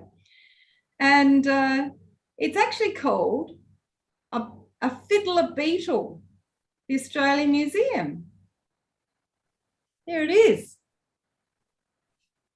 So anyway, more fiddler beetles in our green open space. Perhaps that should become our, what do you call it, little symbol of open space. Mascot. Mascot, that's it. Okay, thank you all. Bye. Councillor Lemon.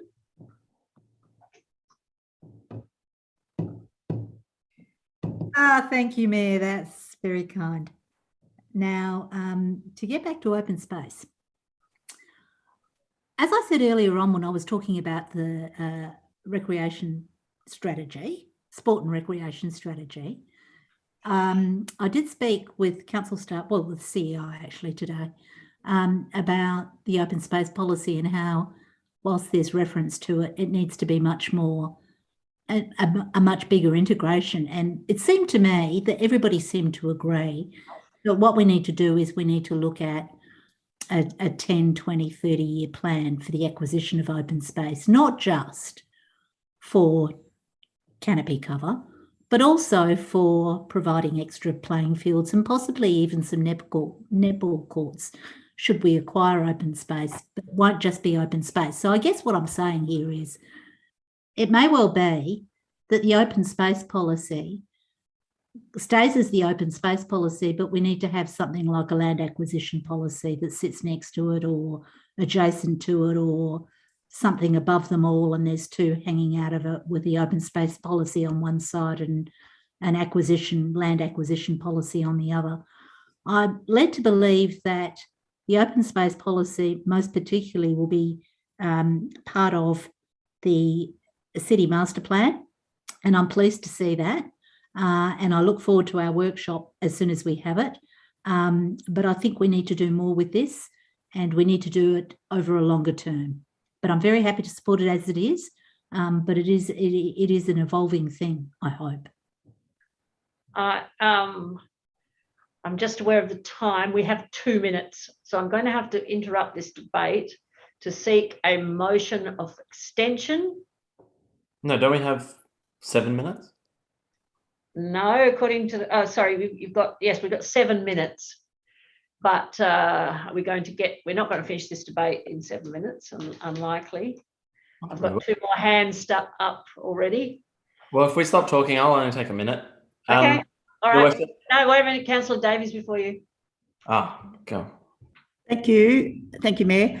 Yes, I thank the staff for the update of the open space policy, and I totally concur with Councillor Lemon's views about an acquisition policy, and I think we can take that in hand and move that ourselves and align that to open space policy and fit it in under the master plan. So it's a great idea.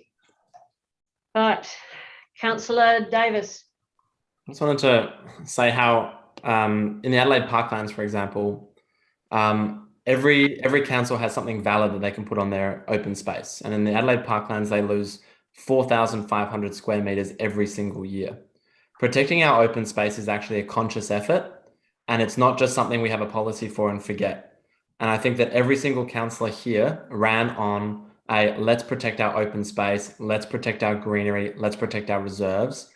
And every single councillor took that to an election. I bet you. So not only we need to be vigilant about great ideas and small encroachments like netball courts or a skate park or other facilities that will continually, even the expansion of clubs and sporting facilities. It's just something I wanted to mention, that we keep that in our forefront, how important our open space is. Councillor Piggott. Thank you, Madam Mayor. Could I make a motion that we do extend the meeting to complete all the items in number 11, or until 11 o'clock, whichever is earlier? Can I do that? Yes, you can. And we just need a seconder for it. Anyone? Councillor Davey is seconding. Yes, we have a seconder. So do you wish to speak on it? I think it's probably sensible to burn through and finish 11 if we can. Or before. And leave it then. Yeah. Yeah. So, all right. Yeah. We've got, so anyone wish to speak against it? Well, that'll come out in the vote, hopefully. Councillor Carbon's hands up. Oh, Councillor, yeah, it's gone now. Okay. Sorry, David. Sorry. So, shall I just put it to the vote? All right, those in favour. We just try and finish off up till 11. We've only got till 11. Well, no, 15 and 16 we've done. So minutes of the CEO recruitment is the last one. All right, so we've got 5, 6, 4, and against. We have 1, 2. We must have 6 again. Okay, well, I'm going to use the casting vote to get to say us to support the motion, because I think we really need to get these done, and hopefully before 11 o'clock. So let's move. Next person is, I've lost my spot now. We have Councillor Jones, that's right. Thank you, Mayor.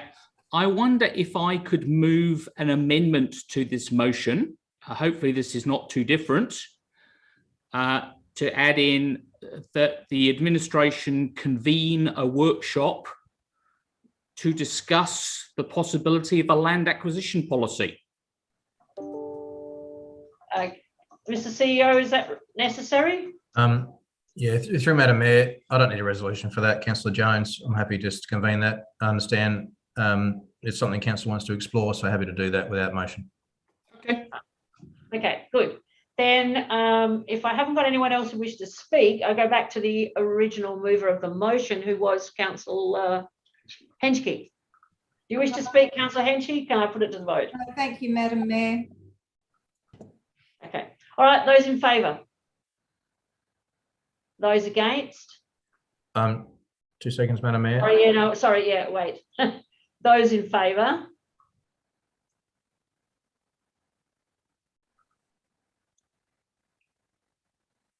Those against? Right. The motion is carried. Right, now, Councillor Davey, community access, inclusion and participation. I'm happy to move in accordance with the recommendation. Thank you, Mayor. Right, and don't wish to say anything else? No, seconder? I need a seconder. Councillor Hughes, thank you. Do you wish to speak? Councillor Hughes, you don't wish to speak? No, Your Worship, I don't wish to speak. Right. I just want to then briefly say thank you to the staff who put this together. It's a very good paper, and I'm sure it will help provide us with a lot of direction for the future. Right, I'll put it to the motion, to the vote. Those in favour? Those against? There won't be, because we've got a full house. Right, so the next one is Councillor Lemon, Mayor's Activity Report. What number? 11, it was 11:11 on the, yeah, 11:11. 11:11. Thank you, Mayor. I'll move the officer's report, but the reason I've pulled this is that the LGA sent you a letter and they sent you their take on a review of the 30-year plan for Greater Adelaide. Correct. And I thought it was important to draw I hope everybody's had a chance at least to skim read this, but I thought it was important to draw members' attention to this because this is, we speak a lot about the Planning and Development Act, but the reality is this 30-year plan for Greater Adelaide should sit above that. And I think there's an opportunity for us to enforce it in terms of sitting above it, because this, when you look at what the LGA have done and the sorts of, we're looking at things like urban greenery, the 30-year plan for Greater Adelaide and the new Planning Act and the interpretation, some of the interpretations we've had of the new Planning Act are actually at loggerheads. And this review is an absolutely perfect example, or it shows a timely example of how we as a group of councils can now say, you've got a contradiction here. This is what we want you to do. The 30-year plan, pardon me, shows these contradictions and it needs to be the overarching document. And again, I actually had a long chat with the CEO this morning, and this attachment to your report with the letter that they've sent you, they speak a lot about urban infill and they speak a lot about heat islands as a result of urban infill. The LGA have looked at this really, really well. And I think it's probably worth our while to investigate, and we can lead it at Burnside, our planners can lead it at Burnside, is to actually get the inner rim councils. 1 minute to go. Thank you. The inner rim councils, and the inner rim councils were brought together for the original 30-year plan way back in the day before 2010. I think we should, given that we've actually talked about it, let's bring the inner rim councils together and let's get a working group and a lobby group going, and let's get it going before March the 19th, which might be a bit hard, but it probably will be too hard. But nonetheless, we are the ones that are mostly affected by the 30-year plan for Greater Adelaide in terms of the deleterious effects it might have on us. This gives us an opportunity to bring that together. And to that end, again, I'd like a workshop with, if Chris can put one together, and we can look at ways that we can leverage this, and we can all read this again and bring it with us as our little Bible. And we can look at ways we can leverage that to actually change the planning outcomes for our city. So that's what I'd like to see. And that's what I wanted to raise. All right, thank you. Nobody else wishes to speak on that? Oh, Councillor Henschke, you do? We need a second. Yes, second, Councillor Henschke? Yes, Madam Mayor, I wish to second it. And also a question. How will the administration go about including the residents of the City of Burnside in the review of the plan? So what plan do we have to engage with our community, so then that could all be fed into this, because this commissioner we've been asked, this letter specifically says this has been provided for further discussion between local government and the commission as to matters that should be addressed in the review of the plan. So it's a really big piece of work, and we've got to be on the front foot for months and months of engagement with the City of Burnside residents, and we need a project plan. So it's lines with what Councillor Lemon was talking about, workshops, etc., etc. We need to really, I'm wondering whether this is going to, is this what the Mayor will be leading? Thank you. Through you, Madam Mayor.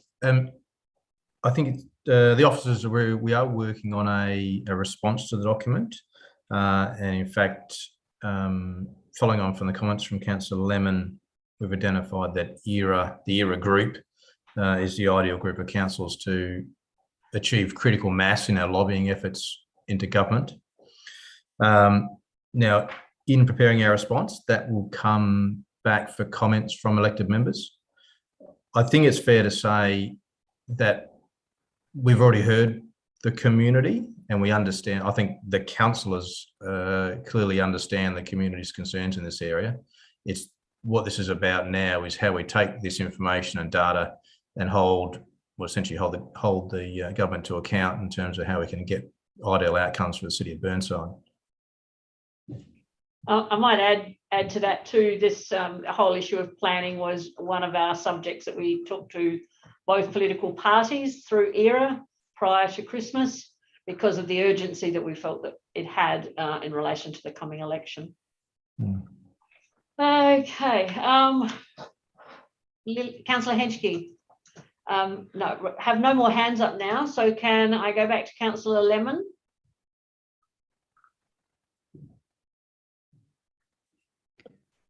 Thank you, Mayor.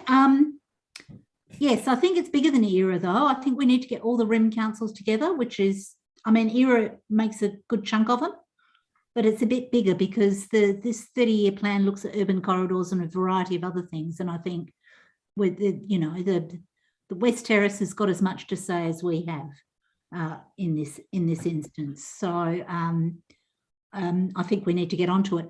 And I'll just make this final point. This is a review of the 30-year plan for Greater Adelaide.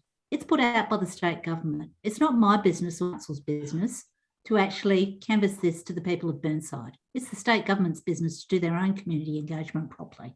It's our business to make sure that they do it properly, and it's our business to tell them what our residents say. It's not our business to do their job for them.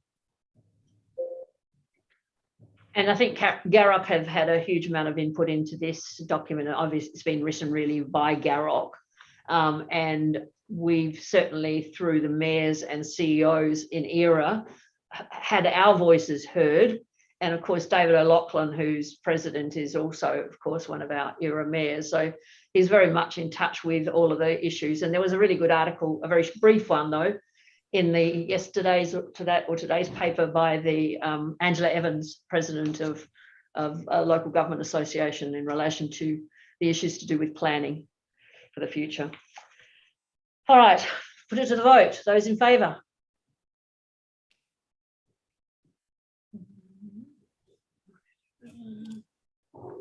Those against don't need to, because all a full house. Right, Councillor Davey, Chief Executive Officer's report, December 21. Thank you, Mayor. I move in accordance with the recommendation that Council receives and notes the report for December, the CEO's report for December. And I just had a couple of questions that I wanted to clarify, please. At paragraph 18, in human resources, there is a proposal for internal recruitment for an acting director, community and city activation for 12 months. Can I ask, will that position be advertised publicly at the end of this time? Through Madam Mayor. Certainly. So following the completion of the acting 12-month period, the position will absolutely go to the external market to be tested to ensure we get the best candidate for the city of Burnside. Thank you very much. The next question is about the Tusmore wading pool, paragraph 29. It's taken an awful long time to finish, and the park looks a real mess for summer. Is that, I know it's had some delays and things, but is it reaching its opening stage? I'll get Ms Kennedy just to give you a full response to that, but I received some wonderful update pictures and understand we've had some COVID delays, but I'll get Michelle to give a more comprehensive answer. Thanks, Ms Kennedy. Through the Mayor, yeah, that's correct. We've had a few delays. We had some delays with international shipping, so for the tiles and for some of the specialised water equipment. And then we've also had some delays with a couple of the contractors on site catching COVID. And then we had some further delays this weekend with we were supposed to be doing waterproofing, and then we had a deluge of rain, so that was unable to be done. So there's been a few things that have caused us some delays as we've gone through. We're still hopeful to have it completed in Feb. We don't have an exact date, but we're getting very close. And as soon as we're aware of that date, we'll obviously let you all know as well. Thank you very much. My third question relates to the On the Run service station on May Terrace and Kensington Road. Progress with that building, and I believe it's opening tomorrow, and wondered if anyone from council is going. The opening ceremony. Through you, Madam Mayor, that's certainly the first I've heard of it. I don't know if our officers were aware of that at all. Mr. Keith, I certainly haven't been invited, so I wasn't aware either. Okay, thank you. Must be yet to be pursued. And then my final query is in attachment A at reports coming to council. There's no target date for the Burnside public art policy to be brought to council, and I just wondered what progress is being made with that, please, for the target date. Through you, Madam Mayor, I'll have to take the one on notice. We've been having discussions internally, certainly having regard to the upcoming budget, but I'll get back to you with a date as soon as I'm able. Or just put it in the next meetings. Just make sure that it's in. Certainly, we'll make sure a date's put against it. Thanks very much. That's fine for me. Right, a seconder, please. Councillor Henschke, are you seconding? Yes, Madam Mayor, and just wanted to thank the administration on the announcement that the City of Burnside received $1.1 million from the federal government for a variety of projects: a cycle path, playground, community garden expansion, and a community centre. Thank you for mentioning that. It's certainly in the media. Right, does anyone wish to speak? I haven't got any hands up, so if I haven't got the CEO wishes to speak. Sorry, Madam Mayor, just a quick clarification. I was just reminded that with the public art policy, we've got a workshop coming up before we put that draft policy together. In March, yeah. Sometime in March. Okay, so there's no hands up. So Councillor Davey, do you wish to say any more? All right, then I will put the motion. Those in favour? Need one more. All right, thank you. Those against? It's carried. It's a full house. And Councillor Lemon, the CEO's recruitment performance and appraisal. Thank you, Mayor. I again hope that you've had a good look at this. What you've got in this one is the CEO doing his mid-year KPI, doing his mid-year KPI presentation. What I found really, he is our only employee, and he's the employee of the entire council, not just the mayor. What I found really unfortunate about this is that he would have gone to a lot of effort to put that presentation to the committee together, and only half of them bothered to turn up. He gave it to 2 people. And then, not only that, but when you look at the minutes and when you look at the supporting documentation that gives us the minutes and you look at KPI, nowhere in item 11.14 is there a single pat on the back, well done for achieving your KPIs. And I think that's pretty sad. So I'd like the terms of reference for this committee to come back to council, and I'd like to change the quorum.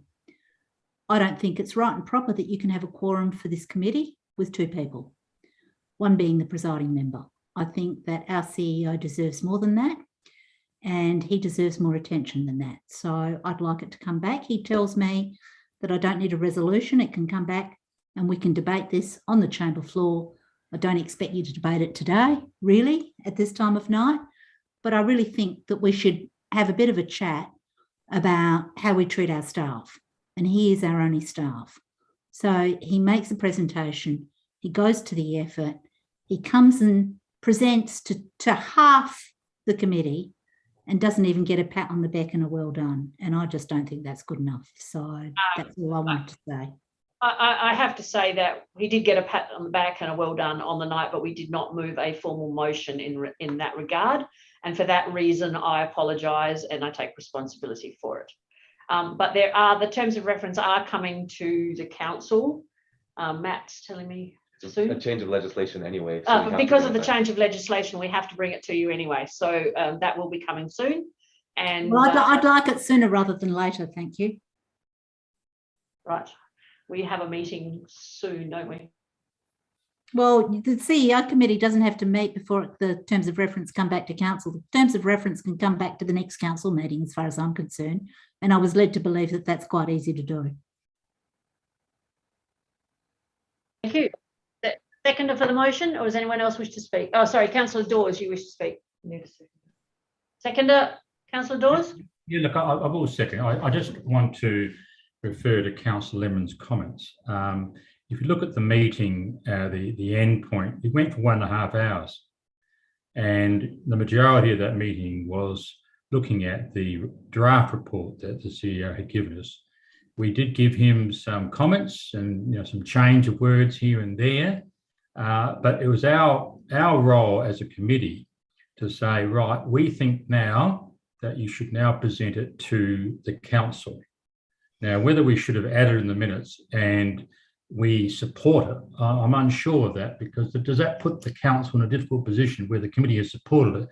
Yeah, perhaps, but we could have added that, and the mayor could say, well, I take responsibility, but from my point of view, I'm sure the CEO would agree, we had a good meeting between the three of us, discussed a number of matters, changed some words here and there, add some emphasis to some other areas, but it was a very constructive meeting.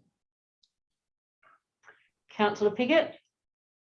I just wanted to make the remark that I feel that Councillor Lemon and perhaps other members as well should take care in being too dismissive in regard to referring to the fact didn't bother to turn up. Council is just one part of members' lives, and it is not always possible to attend each meeting. And I feel it's most important that perhaps we are respectful, perhaps, of decisions that are not taken lightly to miss meetings like that. Thank you for that fair comment. All right. We had a seconder. Councillor Hughes, do you have anything else that you wish to say? Oh, Madam Mayor, thank you. Quick question. The 22-23 KPIs, when will they be set or given to us?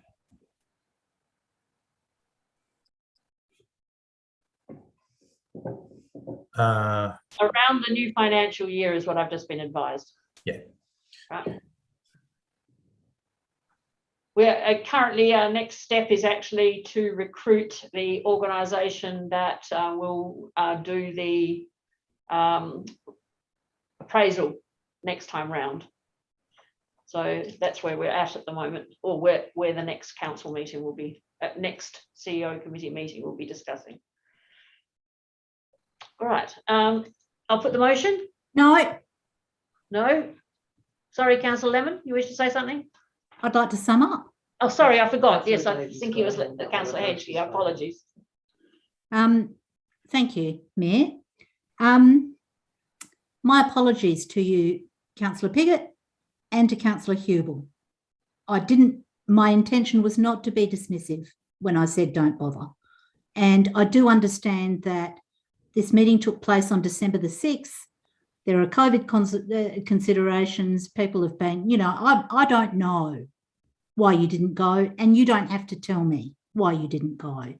But what I would say is this was an important meeting, and perhaps the presiding member could have actually delayed it until everybody could go. This is the point that I'm making, is this is important. It is important to treat our CEO with respect.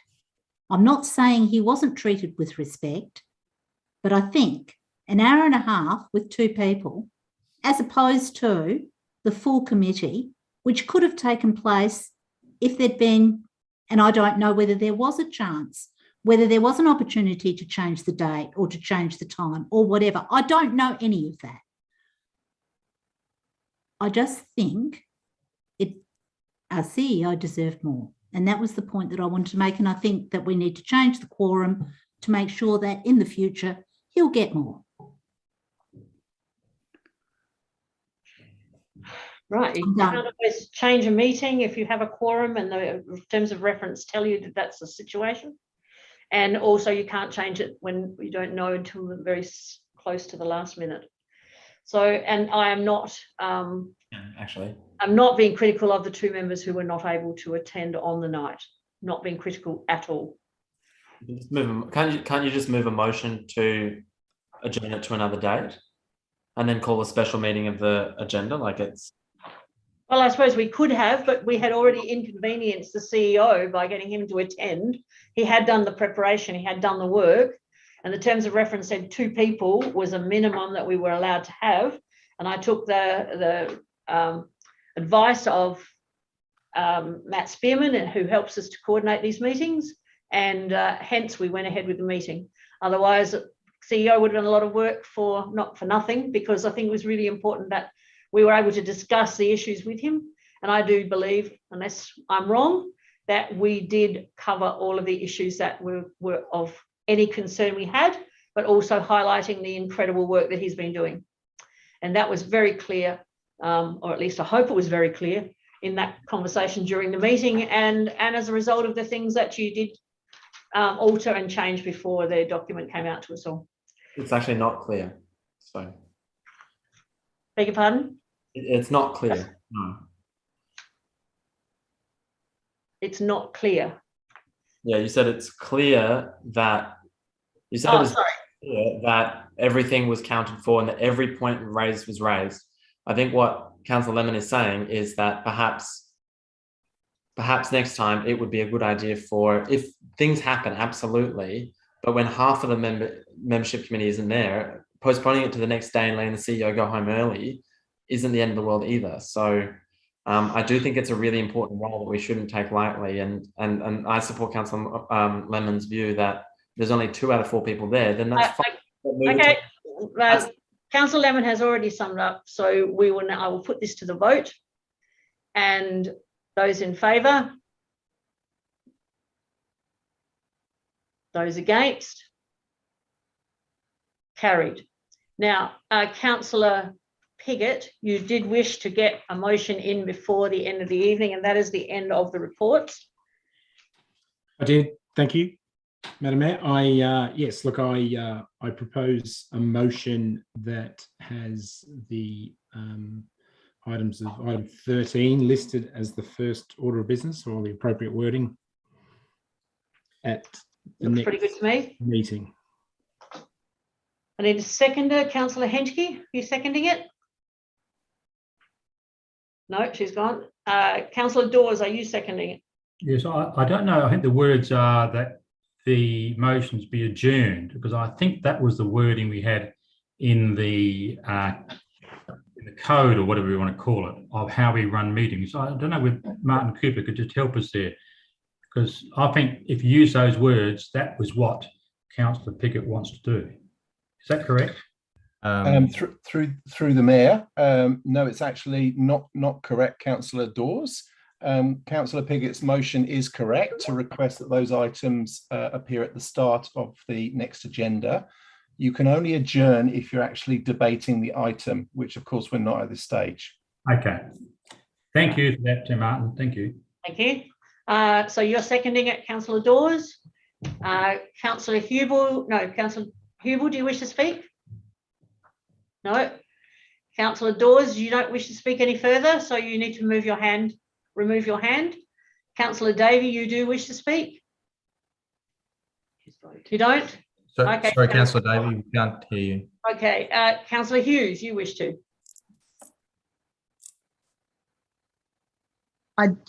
I do wish to speak. I am happy to support it, but I also think we need to appreciate that sometimes there will be items on the agenda that is important council business that may need to be dealt with on the night. So happy to support it, but also feel we need to have some control, I guess, in withdrawing things that aren't critical, or we ask questions before but don't raise them in the meeting, because otherwise we're going to spend the year constantly playing catch up. Yes. Or we run our meetings like Unley do, and that is 1 for, 1 against, and 1 for, 1 against till you run out. All right, I close the meeting. No, sorry, I need to vote. Hang on. Hang on. You got 2 hands up first of all. Sorry, Councillor Cornish. Thank you, Worship. Just a quick question.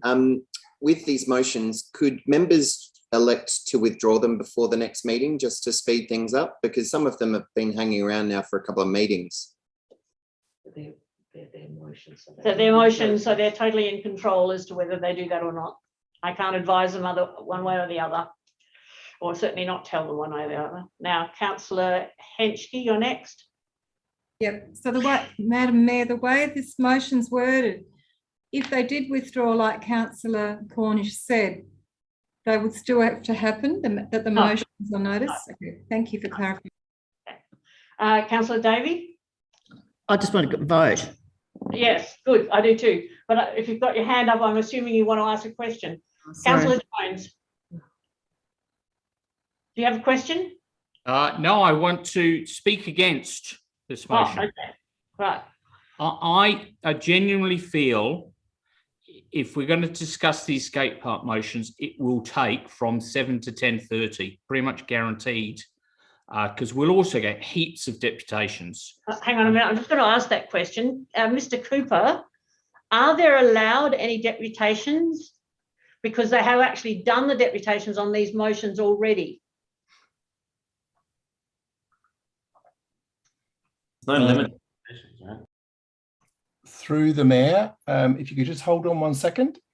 Yes, can you find out? Thank you. Madam Mayor, perhaps while we're waiting for that answer, I'll just use the opportunity to say the opening of the OTR is on the 8th of February. Oh, thank you. Yep.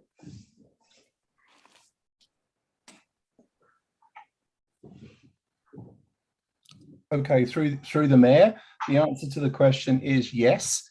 We can have new deputations. The current or the deputies that appeared this evening can reapply, but they could be refused as they've already provided their deputations. Yeah, hopefully that answers your question. Yeah. Thank you, Mr. Cooper. Okay. So can I continue? Because what I'm going to propose is we'd be better off having a special meeting, a special skate park meeting that we can, I know it's another day out of our evening out of our lives, but at least then we can have next council meeting to actually discuss the administration business. And then we have a meeting on the skate park, and we've had complaints about not enough people can watch it. So we could potentially say, well, if we're only talking the skate park, we'll have it in the community centre or the ballroom, and work out something about the microphones that doesn't stuff up general council business. So that's what I'm going to suggest, and we'll see how people vote. But if people wanted to go down that line, I'm happy to be one person who calls for a special meeting. Again. All right. Forget about the again. The question is, at this moment, we've got a motion up. People are entitled to speak for or against. If there's anyone else, Councillor Piggott. Just unmute yourself. Sorry, yeah. I was just going to say, Councillor Jones's idea is a good one, and I'd be a second person. So perhaps we should do that. Put it in on a specific. While I agree, it's a good idea. To find a Tuesday or a Thursday, even in the next month, that we haven't already got workshops, and 2 of them are budget workshops. One's the master plan next Tuesday night. Then we have a council meeting the following one. If you can miraculously find us another night, it would have to be an additional night of a week. Well, perhaps the CEO can manage the amount of business that goes on to the next meeting, but that perhaps wouldn't. To prioritise, I think that's might be the more hopeful way of doing it, Councillor Piggott. You better vote. Yes. All right. Those in favour. Can I just ask, make a comment? You've got 20 seconds. Are we meeting? Can we resume meetings back in the chamber next time, please? I think they're much quicker. Meetings are much quicker when we're in the chamber. Just an observation. Madam Mayor, I think with the current situation we've got, I need to take each meeting under advisement. I can't just make an arbitrary decision. I understand it's more efficient in person. 11, I have to have a vote now. Regard. I have to have a vote now. Sorry, CEO. Have to have a vote now. Okay, because it's 11 o'clock. Are those in favour? Those against? It's carried. I'm sorry for interrupting you, Mr. CEO, and I'll declare the meeting completed at 11. It's still 11 o'clock on the computer there. And if you wish to continue your explanation, Mr. CEO, with respect to you, I apologise for having to interrupt, but if we didn't do that, we would not going to be legal. No, all good, Madam Mayor. Just 2 points I wanted to make. One, I'm going to be honest, now is not the time to be encouraging crowds of people to come to a public place inside a building. Here. I understand what you're trying to achieve, but we've just got to be careful, that's all. I agree. Yeah. All right. Well, thank you for your attendance tonight. And to those who are still possibly listening at home, apologies we did not get through to the wheel park, but priority for the next council meeting in 2 weeks' time. Thank you for your attendance. Thank you, everyone. Thank you.